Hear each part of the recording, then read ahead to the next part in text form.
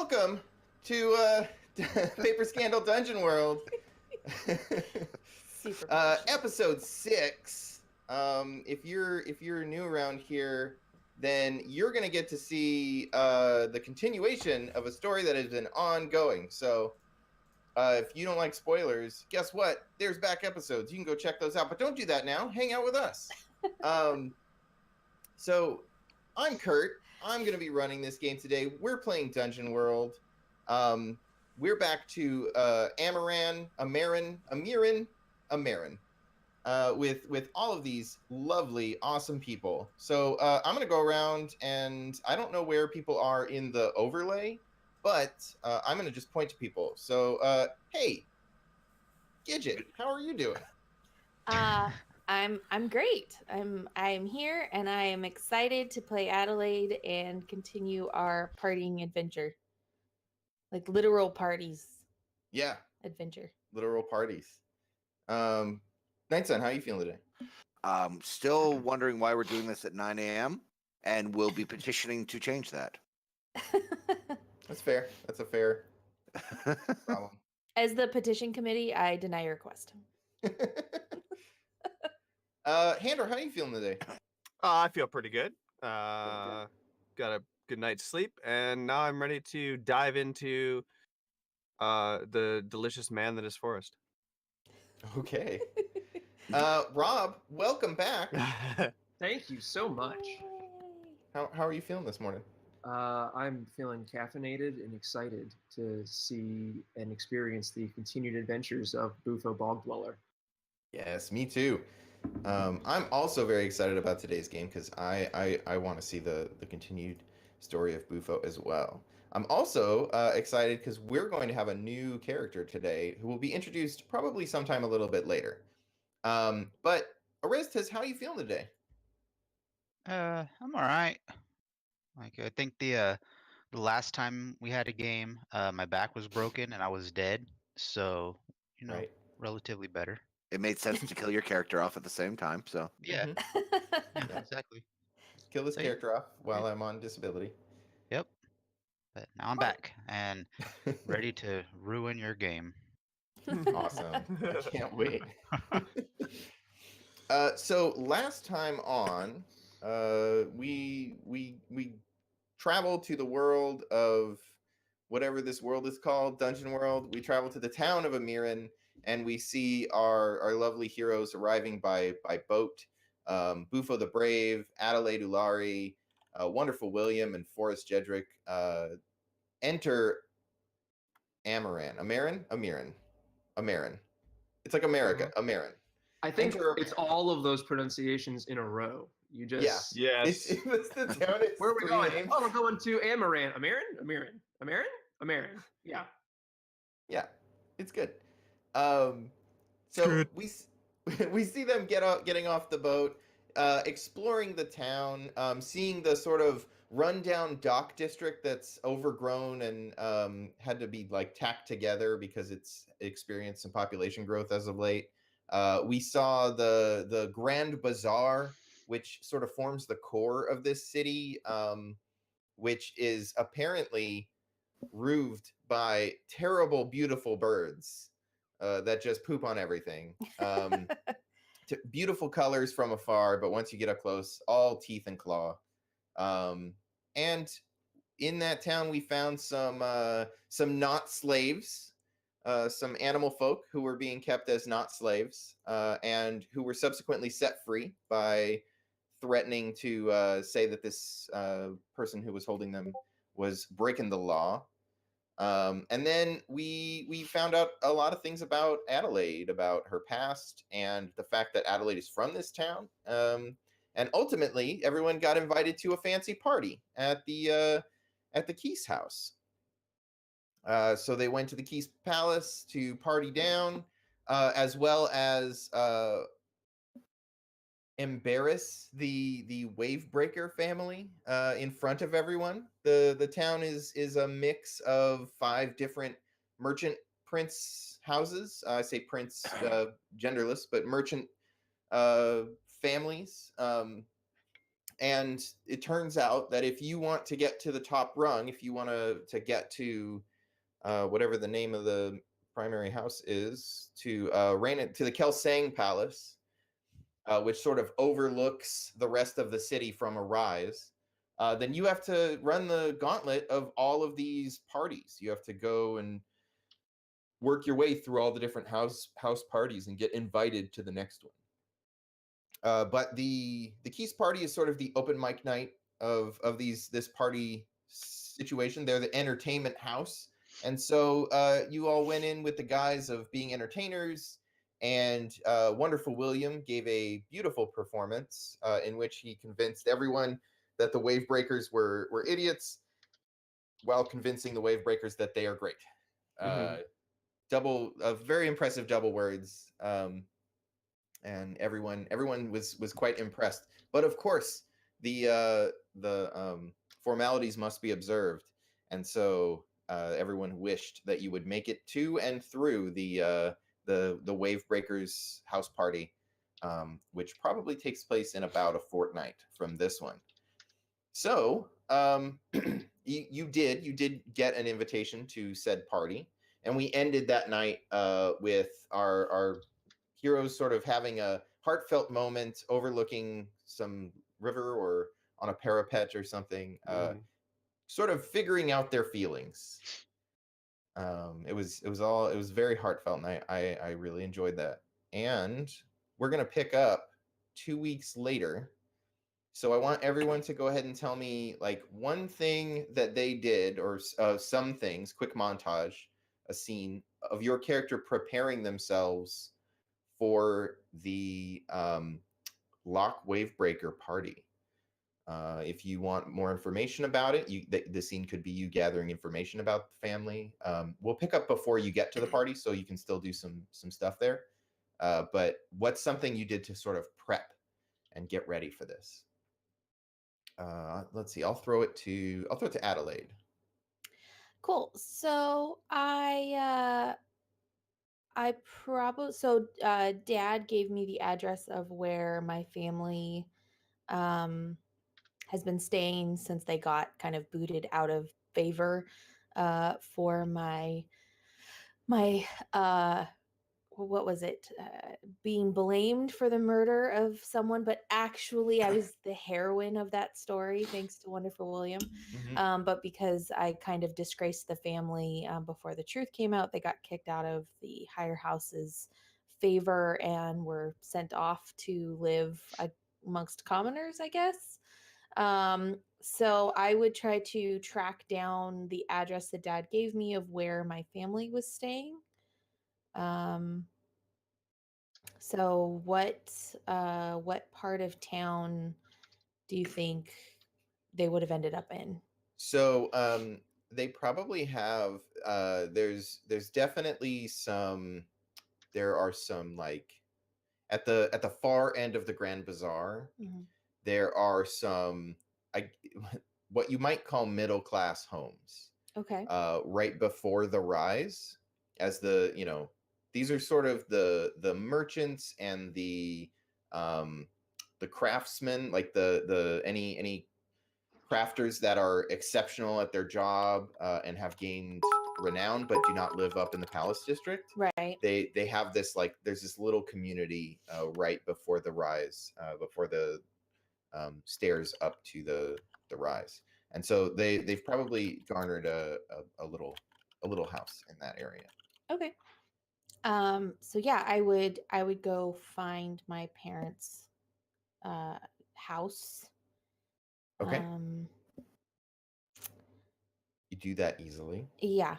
And I would probably try to like sit with Mother and talk about the Wave Riders and what's been going on with the family since I left, and try to get information about, kind of what I'm walking into at the next party. Yeah. Why don't you roll spout lore, and we'll see how much information you kind of figure out.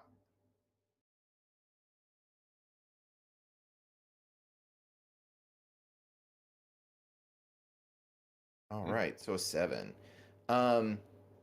So you end up where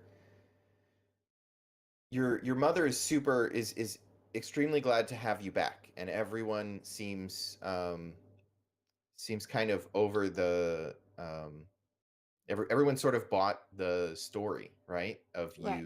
you're not really a murderer, and so they've you've probably had there've been a lot of guests, people coming to congratulate them or you know, say that they're so excited or whatever.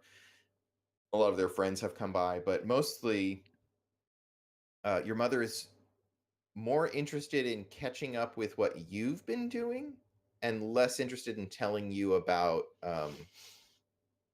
what's been going on here. So you Right. do get some information, but it's not like they just info dump, here's the last 2 years. Right. So you do find out that after that happened, your father was like kicked out of the palace, and he lost his job as Reina's like head enchanter. Mhm.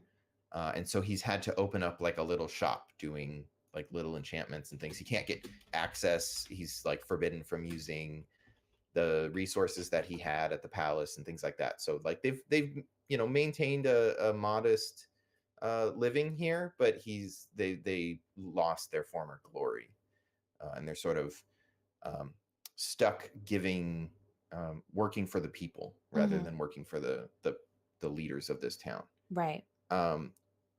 What did you want to know about the Wave Breakers and what you're walking into? Um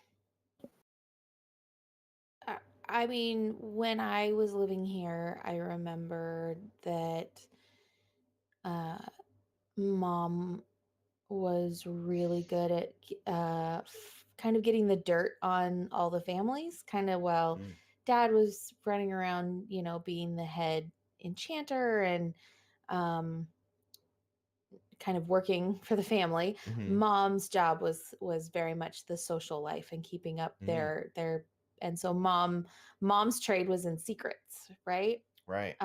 She spent a lot of time talking to the other wives and uh kind of gaining favor with families to put herself in positions where she would be able to help people by knowing, what it is they needed. Mm. So I probably would have asked specifically from mom, if she, I know she hasn't spent a lot of time with the high houses, but have you had, do you know any kind of secrets or hidden things that the wave breakers wouldn't want the rest of the families to find out? Well, dear, uh, it is not common knowledge, which means everybody knows. But the Wave Breakers contract to provide mercenaries to Reina's estate is up for renegotiation. Mm. And this party you're about to walk into will be the first steps of that negotiation. So I'm sorry. So what are they negotiating? The Wave Breakers provide the manpower, if you will, as mercenaries to every district. All the districts are sort of controlled by their merchant family, and if they have to protect their own, they're in charge of paying and defending their own territory, their own district. Right. But the Wave Breakers supply the mercenaries, which form the city guard that each family then in turn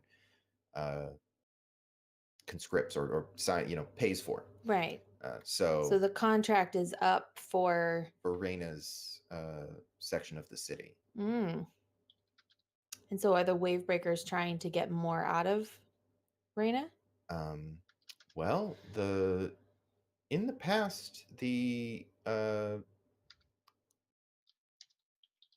depending on the amount of people available and there's been an influx of population recently, which means that that Reina may have a little bit of leverage to try to say they can conscript their own people, or basically whatever Reyna says goes. Right. But up to this point, she's been pretty fair. But if they see anything that is out of the ordinary, or wave breakers experience any more of that harsh wit of your friend, may be difficult for them to, come out of this on top. Interesting. That's really good to know. So be careful. They'll be on edge. Yes. Absolutely. All right. So we what's like family dinner look like as we zoom out? It's definitely the happiest Adelaide has been in a really long time. Dad and I are probably sitting very close together, sharing, magical secrets with each other, since I showed Dad that I, have powers, which I didn't necessarily know how to use before I left.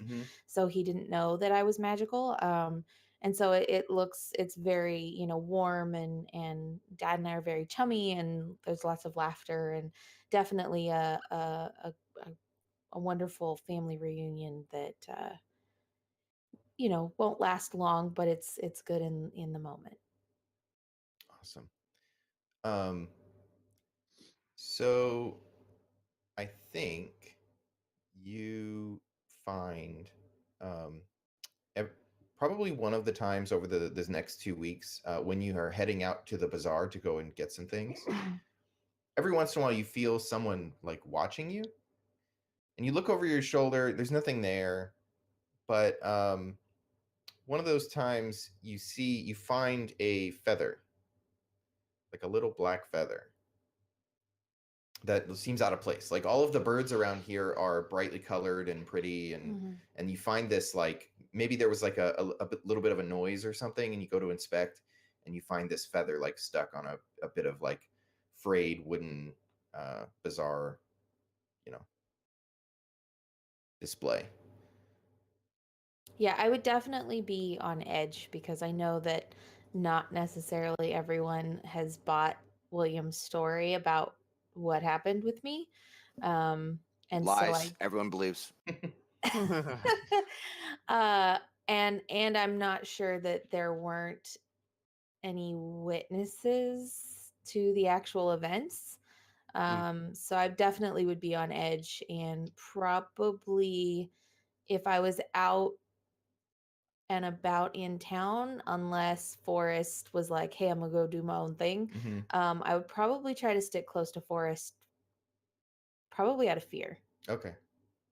So let's pick up with Forrest. So Forrest, what do we see? What's your 2 weeks look like? What's the scene that we zoom in on that says this is the thing Forrest did? Yeah, my 2 weeks were much more mundane. I have no family here, but I suppose mundane to the outside, but more maybe even chaotic on the inside for myself, because of I'm now struggling with like having these emotions, these new emotions that I've never really dealt with. So I spend a lot of time doing what I think is appropriate preparations for parties, which is sharpening my sword, polishing my I should be careful how I say this. Polishing my weapon, You got it. Your the fists. gauntlet. Yeah. How do you do that? How do you polish your, like, how do you, because you have no hands, right? It's a lot of So, just rubbing it back and forth against cloth. I'm just Yeah, I curious, mean- like, how do you do those sort of things? Well, it's something like when you lose one sense, you pick up the other portions take over. So I'm pretty good with my feet or whatever, so I can just kind of let the latches of the actual fist part of it fall to the ground as I polish and hold down one side of it and polish with one foot, and then kick it over and polish it with the other foot, and then I just latch it back to my hand. I think we see a blacksmith coming up to you, and they're like, that's a very unique apparatus you're wearing. I'd be happy to allow you to use my shop if you needed to take care of it.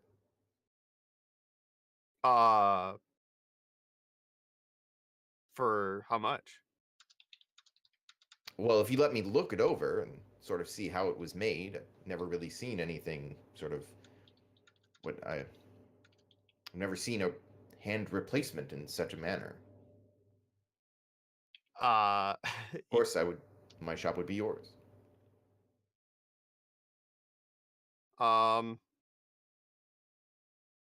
Obviously, like, this is something that's, I don't think Forrest has ever had gratuitous anything. Except So violence.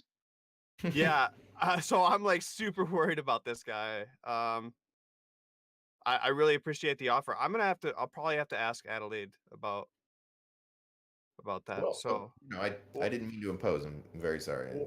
it's fine. What'd you say your name was? I have a list. That is my favorite question in RPGs is what's this guy's name? This insignificant NPC that you just made up on the spot. What's his name? Yeah. I love that. Mac. Can I meet his wife? How's she doing? Tell me about his Yeah. children. Yeah, Kunga tell me Smith. about the kids. Wait, what is it? Kunga Smith. Kunga Smith. Okay. I will ask. Yeah, you can find my shop around the way if you're changing. Perfect. All right, thank you. And he sort of like scuttles off. That guy was weird. So I just continue arranging what minimal armor I have, and basically being really awkward. Mm-hmm. Kind of keeping my distance from Adelaide, but at the same time, like, I'm looking curious. for opportunities to speak to her and say something stupid. Right. Can I come in? Can I Sure. Yeah, be if part? that's okay with Forrest. Is that okay if I come into your Mhm. scene? Okay. Yeah. So like one of the times that you're polishing your gauntlets, I want I'm sorry that I started this. No, I mean you would want to keep them clean and in good working order. I mean, you would, Yeah. I'm just polishing clean my your gauntlets, Dad. Just walk into a room and he's stepping on his hands. So, So I kind of want to like stumble onto you trying to like, do maintenance on Right. the gauntlets, right? Mhm. And I obviously from my perspective it would look like you were struggling, Yeah. even though that may be like your normal process of how you take care of them and you're just fine. From my perspective it's like, oh, this poor guy doesn't have hands, like, and he's struggling or whatever. So I would probably come Sorry, in. what are the gauntlets made out of? What's the material? I honestly don't know. It was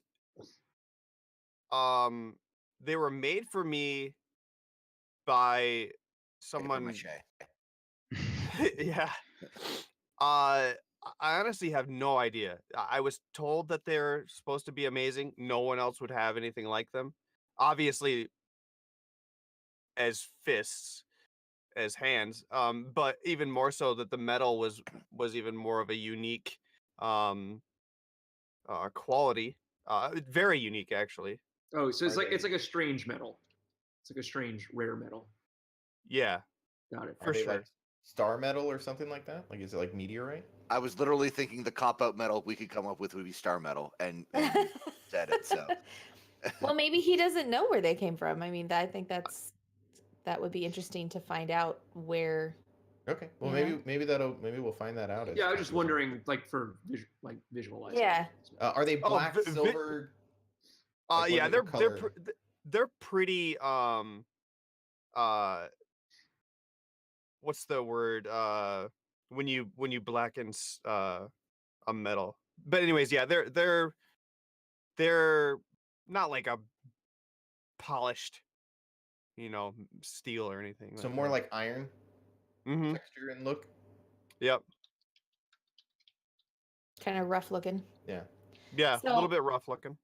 So I would would kind of find you cleaning them, and I would come in, and Oh, sorry, I didn't realize that you were in here. Polishing your gauntlets. I'm sorry, I didn't realize.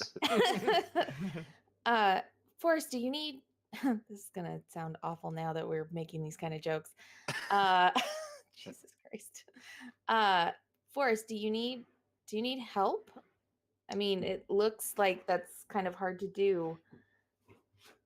Oh no, it's As soon as you easy. say that, like we just see in the background, Bufo like walks in, hears that line, and turns right around. And walks out. Nope.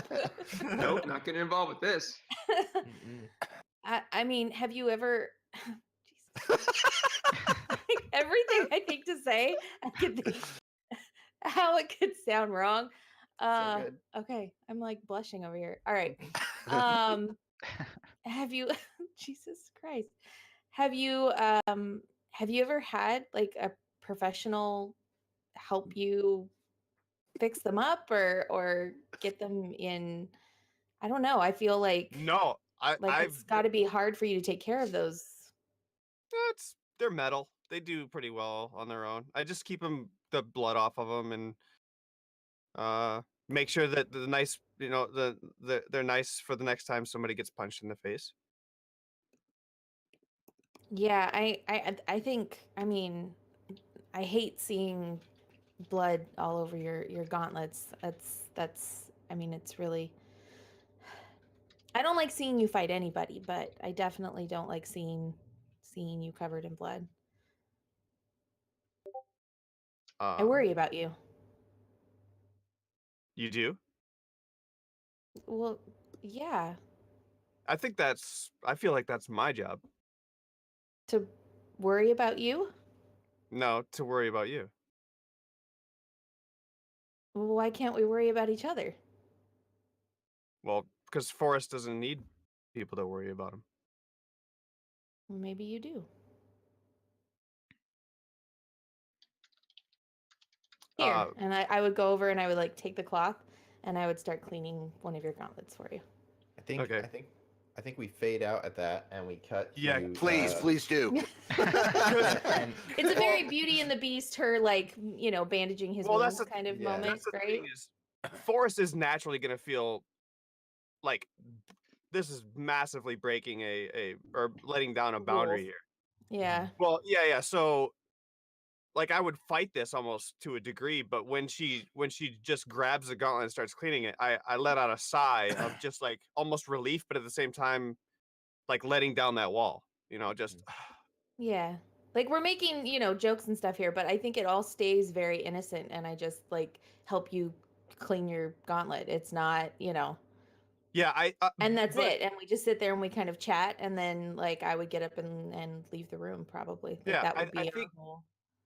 I think certainly Forrest feels as though he's now because before this entire adventure with her, I've been doing this because that's what I feel should happen, right? That's Mhm. what Forrest does.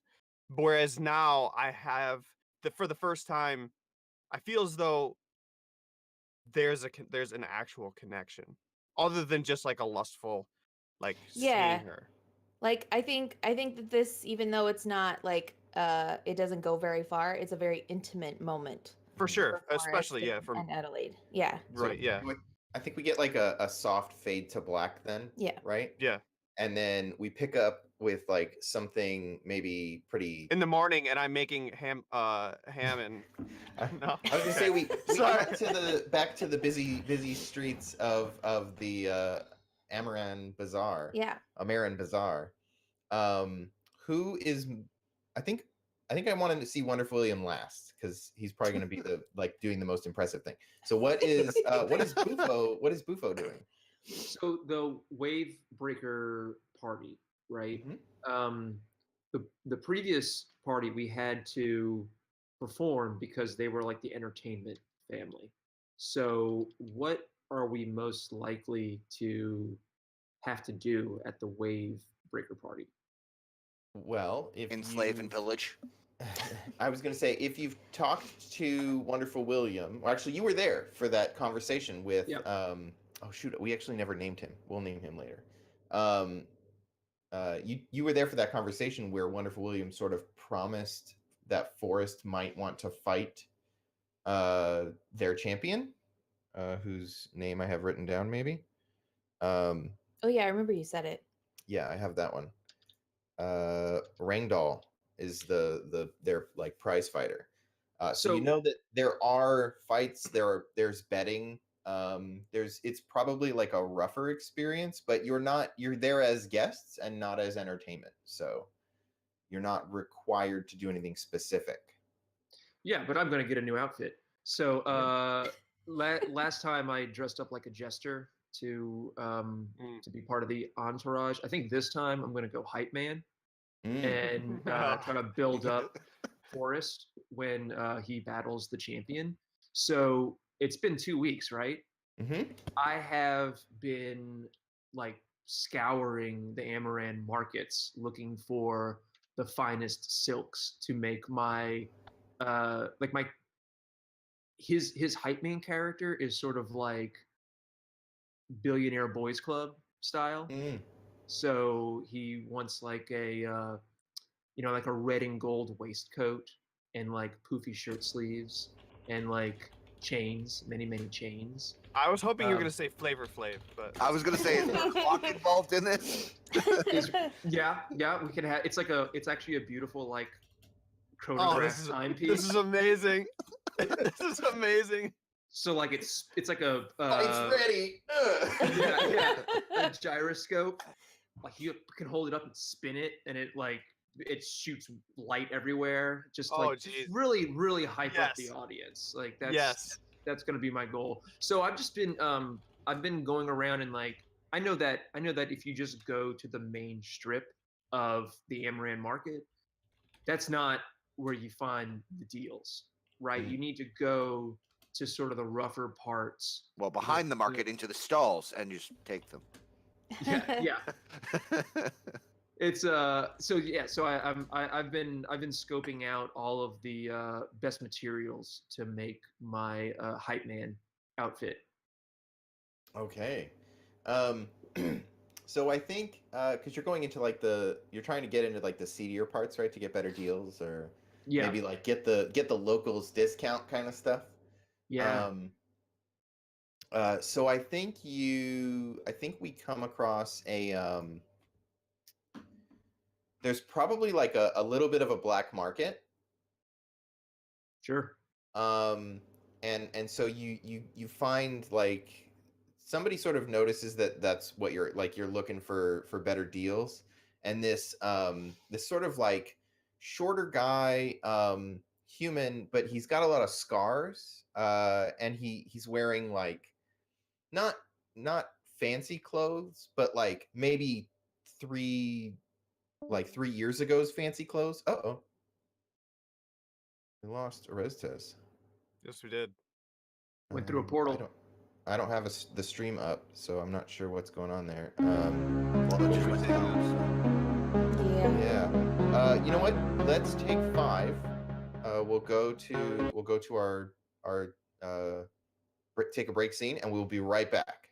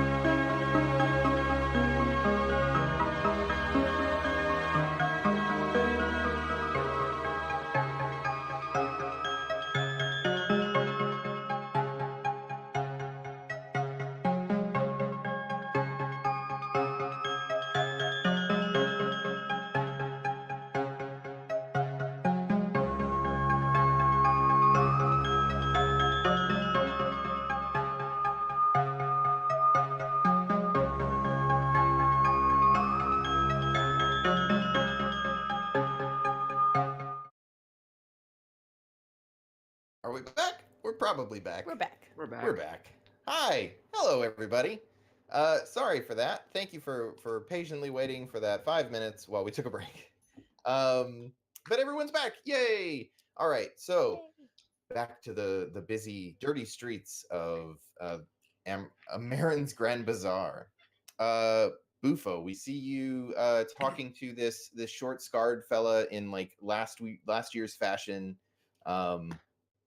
He's sort of like calling you over, and he's like, "Hey, it looks like you're looking for a deal. Can I?" I'm always looking for a deal. Yeah. Listen, you're not gonna find what you need out here in the stalls. You need to head to the back markets. That's where the real deals are. I can show you. This guy seems Yeah. like he's twitchy. Is he twitchy? He seems like he's definitely not on the up and up, but also he doesn't seem like he's threatening you. Sorry. Yeah. Go ahead. I'll follow him. I'm probably gonna have my hand on my blade just to Yeah. be safe. But I mean, I think that's probably pretty normal around these like shadier parts of the Yeah. Amaran markets. You get that he took notice of it and seems unbothered. Yeah, I'm not but he like also doesn't- threatening. I'm just kind of like, Yeah. Boop. Yeah, he takes notice. Like you see him, his eyes flick to your hip, and then like flick back, and he sort of nods, like, "You know where you're going. Let's Yeah. go." And he like he You know doesn't what turn it his is, back on bro. you, though. Yeah, and so he like leads you back to the back markets, which are like these tiny little alleyway things that are sort of formed behind the real bazaar, and there's every once in a while there's like a pocket, right? And then there's some vendors or some dude like sitting on a crate, right? And he's just like sitting there smoking a pipe or something, and then he'll like go up and say, all right, so what are you looking for? And he'll like lead you through these back markets. So why do I think this guy would be like? I could understand if this guy was leading me back to his stall, right? Because he wants to sell me some stuff. But does it appear that he is doing that, or is he just like bringing me to the back markets? This Scar. Yeah, you get two impressions. One, this is probably his job as part of the backwater market. Is he's meant to go and get people that look like they should be back here. Oh, he's like a barker. Okay, got it. Yeah. He's like a barker. The other thing you notice is he seems to be a little like he let something slip where he's like familiar, like he knows who you are. Oh. Does he like call me Bufo? And I'm like, I didn't give you my name, or I think that overt. I think he says, for a brave little fellow like you, and like something like that. Like he calls your title. Oh, okay, yeah. So like you get the sense that like for some reason he knows a little bit about you. Okay, I would like to try to clock this guy, whether he is actually trying to help me or if he is leading me somewhere where I might be in danger. Like, obviously, everybody's in danger in the back markets, Right. but I mean, is this guy trying to lure me somewhere for nefarious purposes? Right. Why don't you discern realities? Let's Sure. see what we get there. Do that.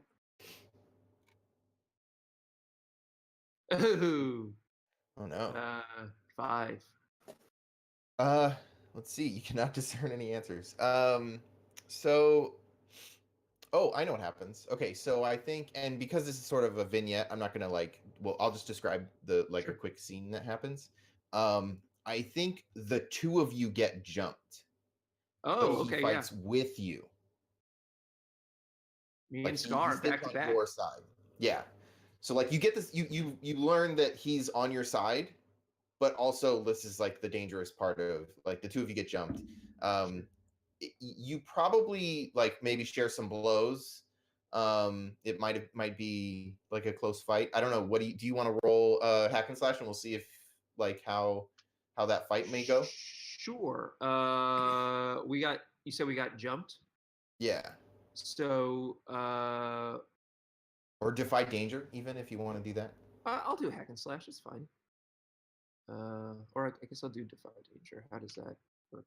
Let's see. if you're just trying to get out of the fight. Yeah, I'm just trying to get out of this fight. I'm not gonna damn second. Oh my god. Oh my gosh. Okay, so I think Alright. the two of you end up kind of roughed up at the Yeah. after this like jumping, right? But like you manage to hold your own enough that they get away, you know, that they leave. They decide you're too much trouble, but like you end up a little scarred up or something. And he ends up taking you to like a backwater street dock, right? To like Yeah. bandage. Like you end up getting an in with this dude. And you find out that there are ex-mercenaries of the Wavebreakers that sort of run this black market that have Mm. decided they don't want to work for the Wavebreakers anymore. And so Oh, you're aware of okay. this like group of ex-mercenaries that have sort of like, you know, they're still here in Amerin, but they don't really work for the Wavebreakers anymore. The wave breakers. Yeah. Yeah, I want to know like how many how large is this organization? Is this a legitimate force, or is this just people, like a small group of people who are trying to stay under the radar until they can get out of Amaran? I think that there's been an influx lately, and so the people that are like disenchanted with the Wavebreaker family are growing, and so their numbers are probably swelling. But they are still relatively small. Like they wouldn't be a comparable force if you wanted to like, you know, charge the thing, but they definitely Sure. are. They probably number 20 to 30 people. Oh, well, that's enough people to like start organizing. Yeah. And uh I would want to meet with somebody sort of. I would imagine actually the people who jumped me might be part of this, and like they're just doing what they have to do to survive. Is like Mhm. gotta, because like they didn't kill me, right? Like Yeah. I got my ass, but it's not like they slaughtered me or anything. They're not evil people necessarily. They're just former indentured servants who are trying to survive without being caught by their former masters, right? So I think Bufo would want to talk to whoever he needs to meet with to start to get the ball rolling on organizing these people so that they can also take in more people who make their way here, and eventually they will, like, in the meantime they can band together and organize, and then eventually they might be able to disrupt the actual power of the Mhm. Wavebreakers. Yeah. So you want to like try to get in with them, right? That's the Mhm. like you're trying to get to their leadership. So yeah, that's easy to do. They're a small enough group. There's probably like a bar or something close to the docks where they all sort of congregate, and you know maybe the owner of that bar is sympathetic to their cause, and so they have like Mhm. back rooms that they can kind of hang out in. And so yeah, you can totally get a little more information about like their structure and how you could organize them to help you in your pursuit of dealing with the Wavebreaker society or the family. You find out that like when you guys go to this this dockside bar, Davos is there, and the like the sailor that gave you Bufo Yeah. sung the tales of Booth of the Brave. And you find out that the reason that this dude sort of knew who you were is because Davos has been telling everybody the stories of Bufo the Brave, and you kind of stand out. Yeah. So he was like, he instantly recognized you. I'm Hey Davos, what's up? Uh, How are you doing? it's good to see It's you. been a couple of weeks. It has. I'm glad the city hasn't eaten you up by now. It chewed me up and spit me out. You know how it is. But I've seen you do great things. I'm sure you'd be fine. Listen.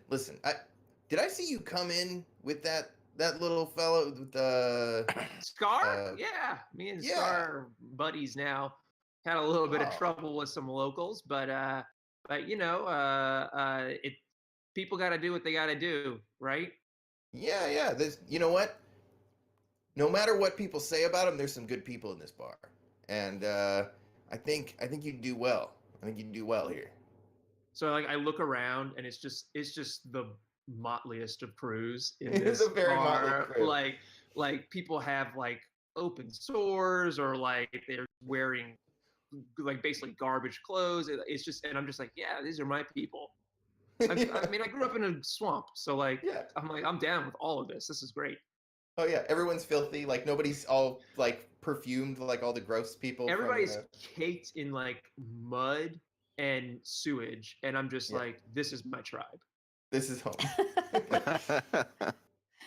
So I think we fade out with you, sort of maybe like hubbubbing with this, like seeing this tribe and being like, I'm home.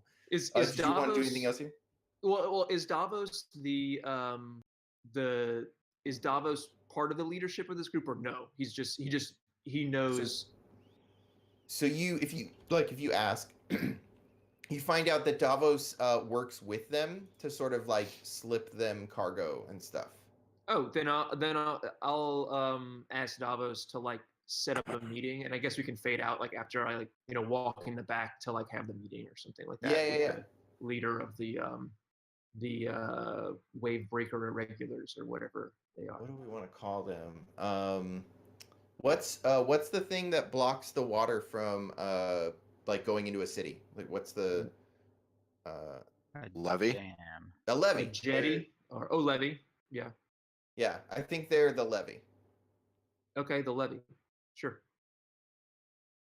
So yeah, they're trying to hold back the water.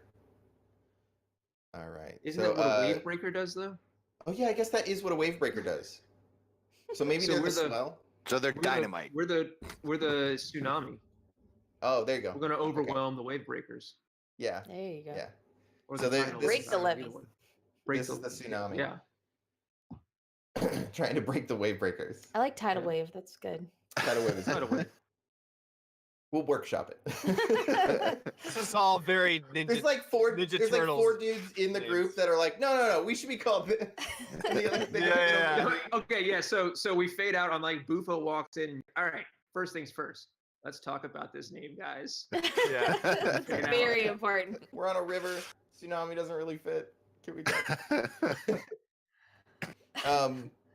Cool. So yeah, so we kind of back out. We fade out from that a little bit, and then we zoom in on Wonderful William.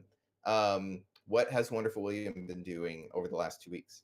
Well, the only thing that makes sense to kind of hold the time between one major party and the next major party is hold more parties. Oh, So the obvious solution is I'm making a point of holding smaller gatherings, amongst the more rabble of the city, and specifically making a point to invite all of the servants and ne'er-do-wells, like the mid to low tier of the wave breakers. So get in with Mm. all their maids and their laborers and whatnot. mm-hmm. Yeah, that's good. So where are you hosting this party? You just find Anywhere that has something? an open, couple of feet. Okay. Yeah. So is this multiple little parties where you're just like every night you're trying to get more and more and like it's Yeah. growing over the course of 2 weeks? Yeah. So do you like take over a tavern that is like oh yeah, this is the spot, and you just you tell everyone come to. Yeah. Some local tavern. It's only a couple guys the first night, and then it grows and it grows and it grows to the point where the populace is starting to wonder if this will be the next party. Yeah. So this poor tavern owner is just like, I can't handle this business. I don't have enough people. But everyone here is like the servants of the town, and so they just start getting their own drinks and things. Like somebody starts cooking because nobody can keep up with there's Yeah. 3 people that join the It's the Kitchen politest party that. Yeah.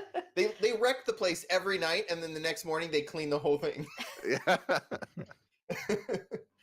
Like, we don't want to leave it for that one wench, so we'll all help. Yeah. Well, the thing is, the shop owner, I assume, was waiting to retire from his place anyway, so he just walks out and goes home and leaves the. He's like, I've been wanting to Like, retire for years. Yeah. This is This Williams. seems like a good now. time. Just take down the sign and put up a new sign. So what do we what's the dramatic scene? What are you trying to get from these folk? Just currying favor. It's, every interaction is a popularity contest. So Okay. it's just a matter of eventually, at some point, maybe it'll be advantageous that the servants of the wave breakers think well of me, and maybe not as well as they do of their masters. Right. So are you trying to sow like seeds of dissent, or is it all positive? It's all positive. Okay. You never know which one you can trust. So it's just about, hey, he's a pretty awesome guy. Yeah. Tell you what. So I kind of know where you stand with these folk. Trying to think of the basic move that would trigger here. I don't know that it's defy danger. That's the easy way to go. Do you have a move that lets you command a crowd or anything like that? Arcane art. Sure, you can roll that. Make a charisma roll. We'll see what happens there. Okay, cool. So, so you get the sense that about half of the people are there because you're awesome, and the other half are there because this is where the party is. That's but an acceptable ratio. Yeah. But you've definitely garnered favor with a good chunk of the wave breakers sort of staff.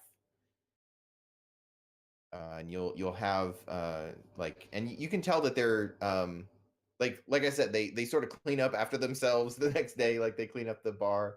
The tavern owner probably did just leave eventually. He's just like, I'll come back. Because everyone was taking over his bar. Fortnight of that. Yeah. I think you probably get some of the same crowd as who Bufo's hanging out with. Like the tidal wave is like intermingled in there. So probably like some of these people who are ex-mercenaries are still friends with the people who work with the wave breakers, and so you might get some commingling there where you sort of end up with the same crowd. All right, so for time, so I want to know. So we'll back out of there. We'll zoom back out, and Orestes, what have you been doing? Do you want to describe your character at this point? Sure, I could do that. Let me pull up the description that I typed up here because I'm unoriginal. A little part of me was waiting for you to go, no. Not really. No, I'm good. Actually, I don't want to describe it. It doesn't look like I wrote down a description, so no. No, it's just a short little creature about the size of a small child. Yeah. Kind of hunched over a little bit. He's got like a cloak on made of like raven feathers with a hood that goes up over his head and a protruding beak type looking deal like a plague doctor mask. And that's pretty much it. Just kind of wrapped up in a cloak right now. That's all you can see. So what do we see you doing over the course of this last 2 weeks? A lot of kind of lurking in the shadows and sneaking around and following Adelaide. Just a lot of stalking, like creepy stalkery things. Okay. So we so we cut, so I think we see like a flashback, right, of Adelaide like inspecting this feather, like who is following me, and then it like pushes further into the darkness of that alley, and then we see you like back behind a wall, like ducking back, like, oh shoot, that was close. Yeah, it's like, oh Um, man. Or when Uh, when they Forrest and her meet while he's cleaning his gauntlets, he's looking in the window. Yeah, I it's was like all these other "Who scenes is that we've that?" seen so far, and then it's just like we zoom back a little bit, and then we see you were there, like kind Yeah. of peeking around, or It's just always in um, the background, and you don't notice him until the first time you notice him, and then you go back, and it's like, oh man, he's everywhere. um. So, are you doing anything specific, or just sort of like keeping tabs on where Adelaide is? I'd probably be paying, a little bit of attention to everybody, but definitely focused primarily on Adelaide. All right. And it Not seems liking like all the in all of attention these, she's getting. yeah, in all these scenes, it sort of seems like people don't really pay you any mind, right? Like you're just sort of Yeah, there. kind of blending in, being All right. unobtrusive. Yeah. Okay. So, cut to the day of the Wavebreakers party. There are let's actually, let's paint the scene. Let's do a little bit of what does everyone see as we come up to this estate. So I'll go first. So the Wavebreakers palace is less of a palace and more of like an arena. Hmm. The upper levels are all where like the important people would have their fancy parties and things like that, but the lower levels is all it's like a big gladiatorial arena with buildings off the side of it and things. So as we're like walking up to this this arena, to the entrance, what are some things that everyone sees? Well, I for one see the feathered headdress that I had purchased and not mentioned up until this point, that I then give to Forrest to to exemplify his prize fighter status and to show how amazing he is. You give him a nice hat. Yeah. That's awesome. See, As we reach the sorry, go ahead. No, go ahead. As we come up to the entrance to this like Coliseum area, there are these marble columns leading up to that, and on top of the marble columns are what look like, from a distance, incredibly detailed statues. And as you get closer, you realize that they're actually people who have been painted and are in different poses and have like coordinated transitions between different positions as Very you walk posh. past them. That's both cool and disturbing. Very posh. yeah. That's very I want to shove one of them off the pedestal. Of course you do. So we Yeah. get some living art statues. Yeah. Living art. Yeah. That's amazing.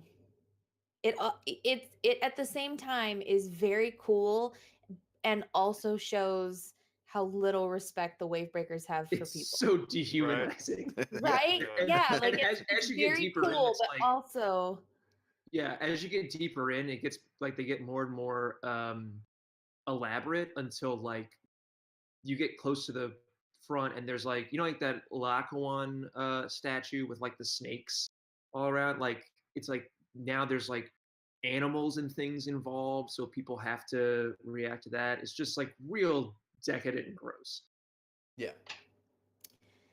So I think as we're walking up, what I notice is like along the outside of the building, there are like strips of cloth, kind of like not flags, but what are they called when it's like just a long column of Banners? material that's like A Well, banner anyway. or a runner.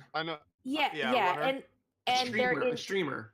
Streamer. yeah, but it's in like different colored blues. So as the wind hits it, it looks like kind of like a wave moving Mm. around the outside of the building. So it gives like this very huge gladiatorial arena, this very wave movement look to it. That's Mhm. awesome. What else do we see? Forrest, what do we see as we're walking up there? Well, of course, this is very familiar to me. So coming up to this, I've only ever well, I'll tell everyone that I'm walking with. I've only ever seen these things from the inside, and my adrenaline is just starting to just by natural um uh, what do you call that? Because of uh where I am, you get that natural reaction of you put yourself someplace the same place over and over again. So my adrenaline is just I'm starting to like sweat and get like my skin is turning a little red and I'm getting pretty amped up. But like I said, I tell everyone, I've only ever seen these things from the inside, and I'm super hyped. Uh, as far as uh, what I see, I guess I'm looking at all the ridiculousness of the people and the extravagance of everything and um uh the trumpets playing. Um I guess I'm Like just a little lots of overwhelmed. fanfare, lots of Yeah, movement. So just sorry, go ahead. I was gonna say, so what's the thing that sort of like you're overwhelmed, everything's going crazy. What's the one thing here that sort of like that trick like centers you? You're like, oh, this is familiar to me, and that's the like. It's the adrenaline that I think really almost brings me peace, I guess. So Like you're probably used to seeing it from the fighter's perspective where it's like quiet and you're like preparing for a fight, and up How do you here we get have in all this this building? I don't chaos and understand. noise and yeah, like yeah, there's all this like people, and usually you're like down in the belly getting ready for a exactly. fight and like centering As yourself. So soon it's as we probably a get lot of close enough chaos. that you can smell the blood and the sweat of all like the fighters getting ready, you're like, oh, okay, yeah, it's home. This is Yeah, yeah, yeah. Yeah. It smells like Yeah, home. yeah. I'm just like super overwhelmed, uncomfortable. I just know my adrenaline is like being kicked up and I want to punch things, but at the same time like I have all my friends around me and I'm like um uh yeah, excited to get inside and hope like I really feel like I need to be on the sand level of this thing, the Mm, dirt level of this thing. awesome. Yeah, I think we come in. What is the last thing we see? What do you Orestes. see, Orestes? Orestes? Um, I don't know. I mean, I've been living in this town for a while, and these parties I usually just kind of come and go. So Mm-hmm. everything is kind of, you know, everything is kind of normal. So I just noticed this intrepid party of adventurers kind of walking up the front path. And it's like, oh yeah, this is gonna be a good party. This is gonna be the best one yet. Do we see you? Is your view from the arena looking down? Like, are you up in one of the windows? No, I'll just so I'll be when they're walking up like the front path to the front of this mansion type house deal that this party seems He's to be actually held one of at. the statues. I'll be kind of crouched down with my cloak wrapped around me. Uh yeah, and on one of the statue bases, not like on a statue, but like on one of the bases where that has the animals, and I'll just Mm-hmm. kind of be crouched on the edge of it looking just like a giant crow, giant raven, just kind of crouching there watching these guys come in. Okay. Sorry, when Um, you said that you had like a plague doctor's mask, like a beak, Hmm. like a plague Yeah. is it like an actual mask or is it a beak? Is it like part of It's your a or is it it's an not clear? actual beak, but I Okay. wear it as a mask. Oh, red. Okay. Word. yeah. Okay. So yeah, so we like there's all these living statues and all this opulence mixed with this like blood and sweat, and then there's like beautiful streamers which part to reveal a poster of what did we say his name was? Keep leaving it up here. Forest. Of Rangdall, like it's this Yeah, giant yeah. painting of their prize fighter Rangdall, like and it says like, "Will you be the one to defeat Rangdall?" On there, like, um, And so like there's this mix of like opulence with just total disregard for human life, as everyone's sort of wandering in, and it's all these. You can tell that the dress sort of changes a little bit. Like the Mucky Mucks don't wear their perfectly nice things, because there's a lot of like it's a sand pit, right? So you're gonna get like there's a lot of browns, and a lot of like earth tones here, to make sure that like things don't get like just destroyed while they're here. And of course, the thing that probably stands out the most is this giant headdress. So one of the family's like runners sort of comes out and sees you, and they come up to Wonderful William. They're like, "Oh, we're so glad you came. I've been instructed to announce you personally. Is this your fighter?" Well, of course. Who else would he be? Oh, we're so excited. I haven't seen a good fight in months. No one's been brave enough to take on. Well, Rangnold. unfortunately, you won't see another ones again. This will be the end of them. Oh, Nothing will ever compare to this. okay. Well, geez, that's pretty. All right. I hope you can back that up. He like turns and starts to head into the palace. So better. I don't think I would have realized that William and Forrest's plan was to have Forrest fight tonight. Mhm. And so when I kind of hear all this, I would look at Forrest and I'd be like, are you planning on fighting in the arena tonight? Well, yeah, I have to. You don't This is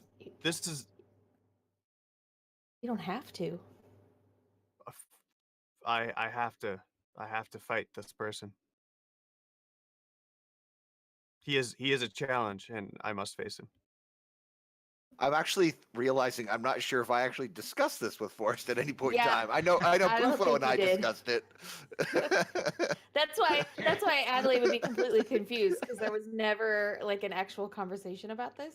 But the thing is, So- Forrest is already ready to, regardless Yeah. of what you guys have said to me. I'm seeing a challenge.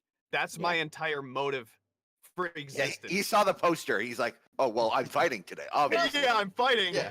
What I think is great is like you decided for yourself that you were going to do this, and like obviously William and Bufo had their own like motivation for like oh yeah, he's going to do this, but you weren't coerced into it. Like you were going to do this either way. Like you had, you know what I mean? Like there's no trickery here. This No. is totally what you were going to do, but William was able to spin it to make it seem like, you know. I had no idea there was a party going on at the place that I was going to be fighting. Yeah. Why are all these people here? Just Yeah. let's fight. Wow. Yeah. But I would probably be a little upset that you're gonna fight tonight. Not because I don't want you to fight like to protect people, but just fighting to fighting, probably like I'm scared you're gonna get hurt. So but I would definitely take the opportunity to discuss with William. So my mother said that by disgracing the what are they? The wave breakers. Wave breakers, yeah. They're in jeopardy of losing their contract with one of the high houses as their protectors, and the more disgraced they are, the less lucrative their mercenary business is. So do with that information what you will, but Well, I pull Forrest aside and they say like you need to not just beat this guy, you need to embarrass the house of wave breakers. So remember to put on a good show and make it clear who the best fighter is. yeah, if you're gonna fight, obviously, when you say this to me, I just get a big smirk on my face, and I'm like, No, you're not just a gladiator. You are the fighter. yeah. It says so on your playbook. yeah. Yeah. You will kick his ass. No, kicking his ass is immaterial. It's embarrassing him and making their prize fighter in just terrible Right. and laughable. So now I- with these two speaking to me this way, I'm gonna feel like the game plan is not to just like pummel him. I'm going to actually like try to embarrass him by doing like extravagant things that I hope do not fail miserably, that are like way outside of my wheelhouse. Well, I'm unfortunately basing all of this on, dear God, I hope his dice improved since the last time we fought, or the time Yeah. before that. Yeah. Every time we've gotten a skirmish, I've had to have my ass carried out of there. um, Do we So I get to think- be like his like cut men or something like that, like his corner during the fight? Is that like a, or does he just go in there and it's just they beat the shit out of each other until one of them drops? So I think we see. As you guys are entering, we you hear like, like maybe a crowd sort of like banging their feet or their fists on seating, and there's like this like roar starting to build, and you guys get into the main area, and there's a big landing where you can see down into the gladiatorial pit, and there are two men in there just like wailing on each other, and the one of them is this huge dude, and he's wearing like these big like bracers that are like covered in like bone and stuff like that, like these bracers with bone around the edge, and he's this big old dude in like torn off pants, like torn jeans, or not jeans, but torn like trousers, and no shirt, and this like long flowing black hair, and this little guy is in there, or at least he looks little from this perspective, goes running at him with a sword, like he's gonna just like battle cry and everything, and there for like the crowd is going and he grabs the sword by the blade and just like punches through the dude, and he goes flying back and like into the like into a wall, and like tries to get up for a second, and then like crumples, and Rangdal holds up the blade, like his blood from his hand just trickling down the blade. He holds it up, and everyone cheers. Ah! And like the announcer guy comes out, and they've got this like this big horn that they blow to signify that the fight is over, and it's like Rangdal wins, and everyone's like, and you can see like people exchanging money and stuff like that going on, and he turns and starts to walk back to like one of the edges of the pit, and you can see that there are people waiting in an alcove for him, and he like throws the sword at one of them, and they start like taking a look at him, and you can see like he's cut and stuff, and so there are people that are like in his corner, but they're not like out in the pit. And oh, go ahead. By the way, is he's like after the horn blows and everything, and he's walking to his corner, I go, boring. the announcer dude's like, okay, tone it down, all right? You'll get your chance, buddy. And so he leads you up to like a higher rise, where you see from last night, you see Sunder, who is the guy that like you met at the previous party, at the Keys party. And periodically you're William, you're getting nods from people with trays. Like they're like, hey, and Yeah. Right. or someone like slips you a glass, right? Like everyone's just like giving you stuff and saying like, oh, William's here, like, hey, and he like leads you up this sort of spiral staircase to probably the third level of this arena, and you see Sunder sitting there with like an entourage of people, and there is off in the next one over, there is someone who looks like they're in charge, like maybe the head of the family or something like that. In the next like box over is the best way to say that.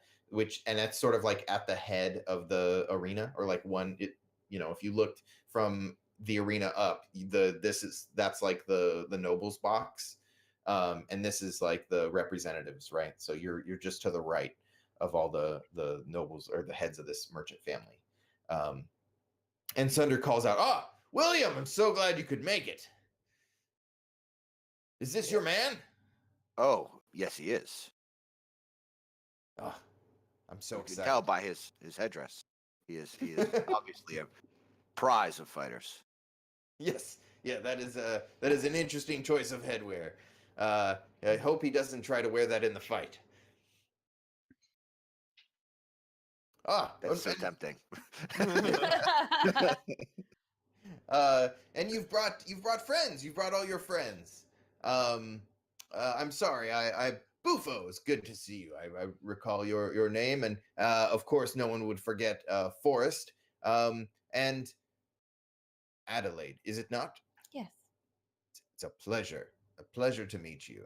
I was very impressed with your assistance of wonderful William at the Keys extravaganza.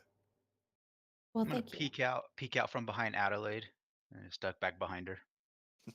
It's just like, who's this dude that's with us? I've been here the whole time. And the guy who led you up there says, "Sir, would you like me to announce them to the people?" He goes, "Oh, give it a minute. They're all worked up trading bets and things like that. Give it a moment. I'd like to know how he's feeling. Are you feeling strong? Are you feeling ready?" He's looking right at you, Forrest. Well, I just flex my muscles at him. I'm just like, yeah. And I Kool-Aid Man smack my style. Oh, arms. yeah. Like a macho man, Randy Savage. Yeah. You don't know what's gonna hit you, son. He's like, that's what I like to hear. And Bufo, please come. And there's you can see that there is a seat specifically for you next to this dude. Nice. And there are what he thinks are frog folk delicacies, because he's never met a toad person, so he doesn't know if there's differences. Oh. Mm-hmm. Mm-hmm. What are they? Are they like what would be something that frog folk would like that toad folk wouldn't, or toad Flies? people wouldn't? Yeah, toad folk are more like the delicacy is like the larval stage, whereas frog folk like the mature, like fully developed insects, like winged insects. That's kind of not quite cricket to no pun intended to toad people. So I think there's it's probably like Plate of like maggots. locusts. Huh? A plate of maggots. Right? It's No, he would probably love like maggots. He would love maggots, but that's it's what like, he would want. Yeah. yeah. But it's the equivalent of like if somebody's like, oh, I know that you like steak, so here's some steak, and it's like butterflied and like charred to a crisp, and you're like, oh, thanks for the thought, but like Yeah. this is not right. It's covered like in locusts ketchup. on a stick and cooked. Yeah, you're like, oh Yeah, no. it's totally not what you would want, but it's just like these little sticks of locusts that have been like charred. And he's like, "Oh, I've prepared. I've had my chef prepare a delicacy for you." I probably want to keep up the charade that we are we're buddy with this guy, so I'm probably gonna try to choke some of these down. So I'm like daintily like, great, real delicious, and then Yeah. I'm just like saving them in the pockets of my cheeks to spit out later. I'm gonna smack him on the back and be like, "Good job, buddy." They all come flying out.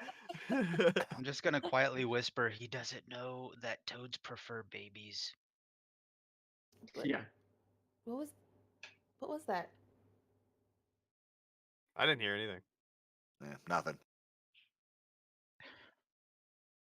I Who think are you? Buko totally sees this guy and he's just like, is he not with you? Is that I've been seeing this guy for the last 2 weeks. Yeah, I turn around. He was on the boat with us. Like Who are you? What? Hi.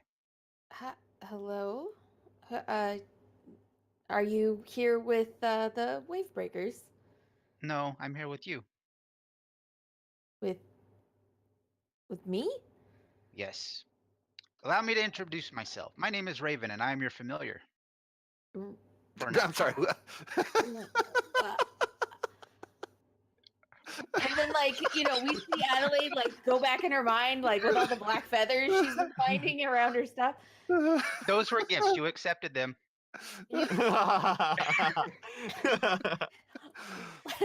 Like, back in my room, there's just, like, a bag full of feathers that I've been, like, finding and, like, collecting. Yeah, I'm gonna need those back. Those go in my cloak. Okay, this is single-handedly the most entertaining thing I've ever heard. Yeah. I'm sorry. Your name is Raven, Yes. and you're my familiar. Yes. And who sent you to me? Nobody. How I found you. You look like a How- good master. how did you know to find me? I'm from this town. I know its history. You know all of its history? Yes. Most. Some. Sure. You're here though, and Mhm. I'm your familiar. How long have you been waiting for me to come back? I wasn't waiting, but you came back, so now I'm here. Can I like roll a detect magic on Raven and see if there's any like I'm not familiar with that move in Dungeon World.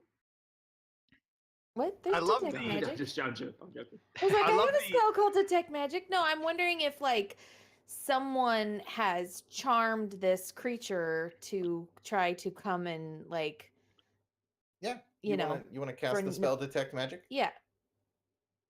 So which one do I click? I love that the feathers were a gift, and he's like, "They were a gift. You accepted them. You accepted them." Now give Right. them back because they're for my cloak. Yeah. Cast spell. Okay. Yeah.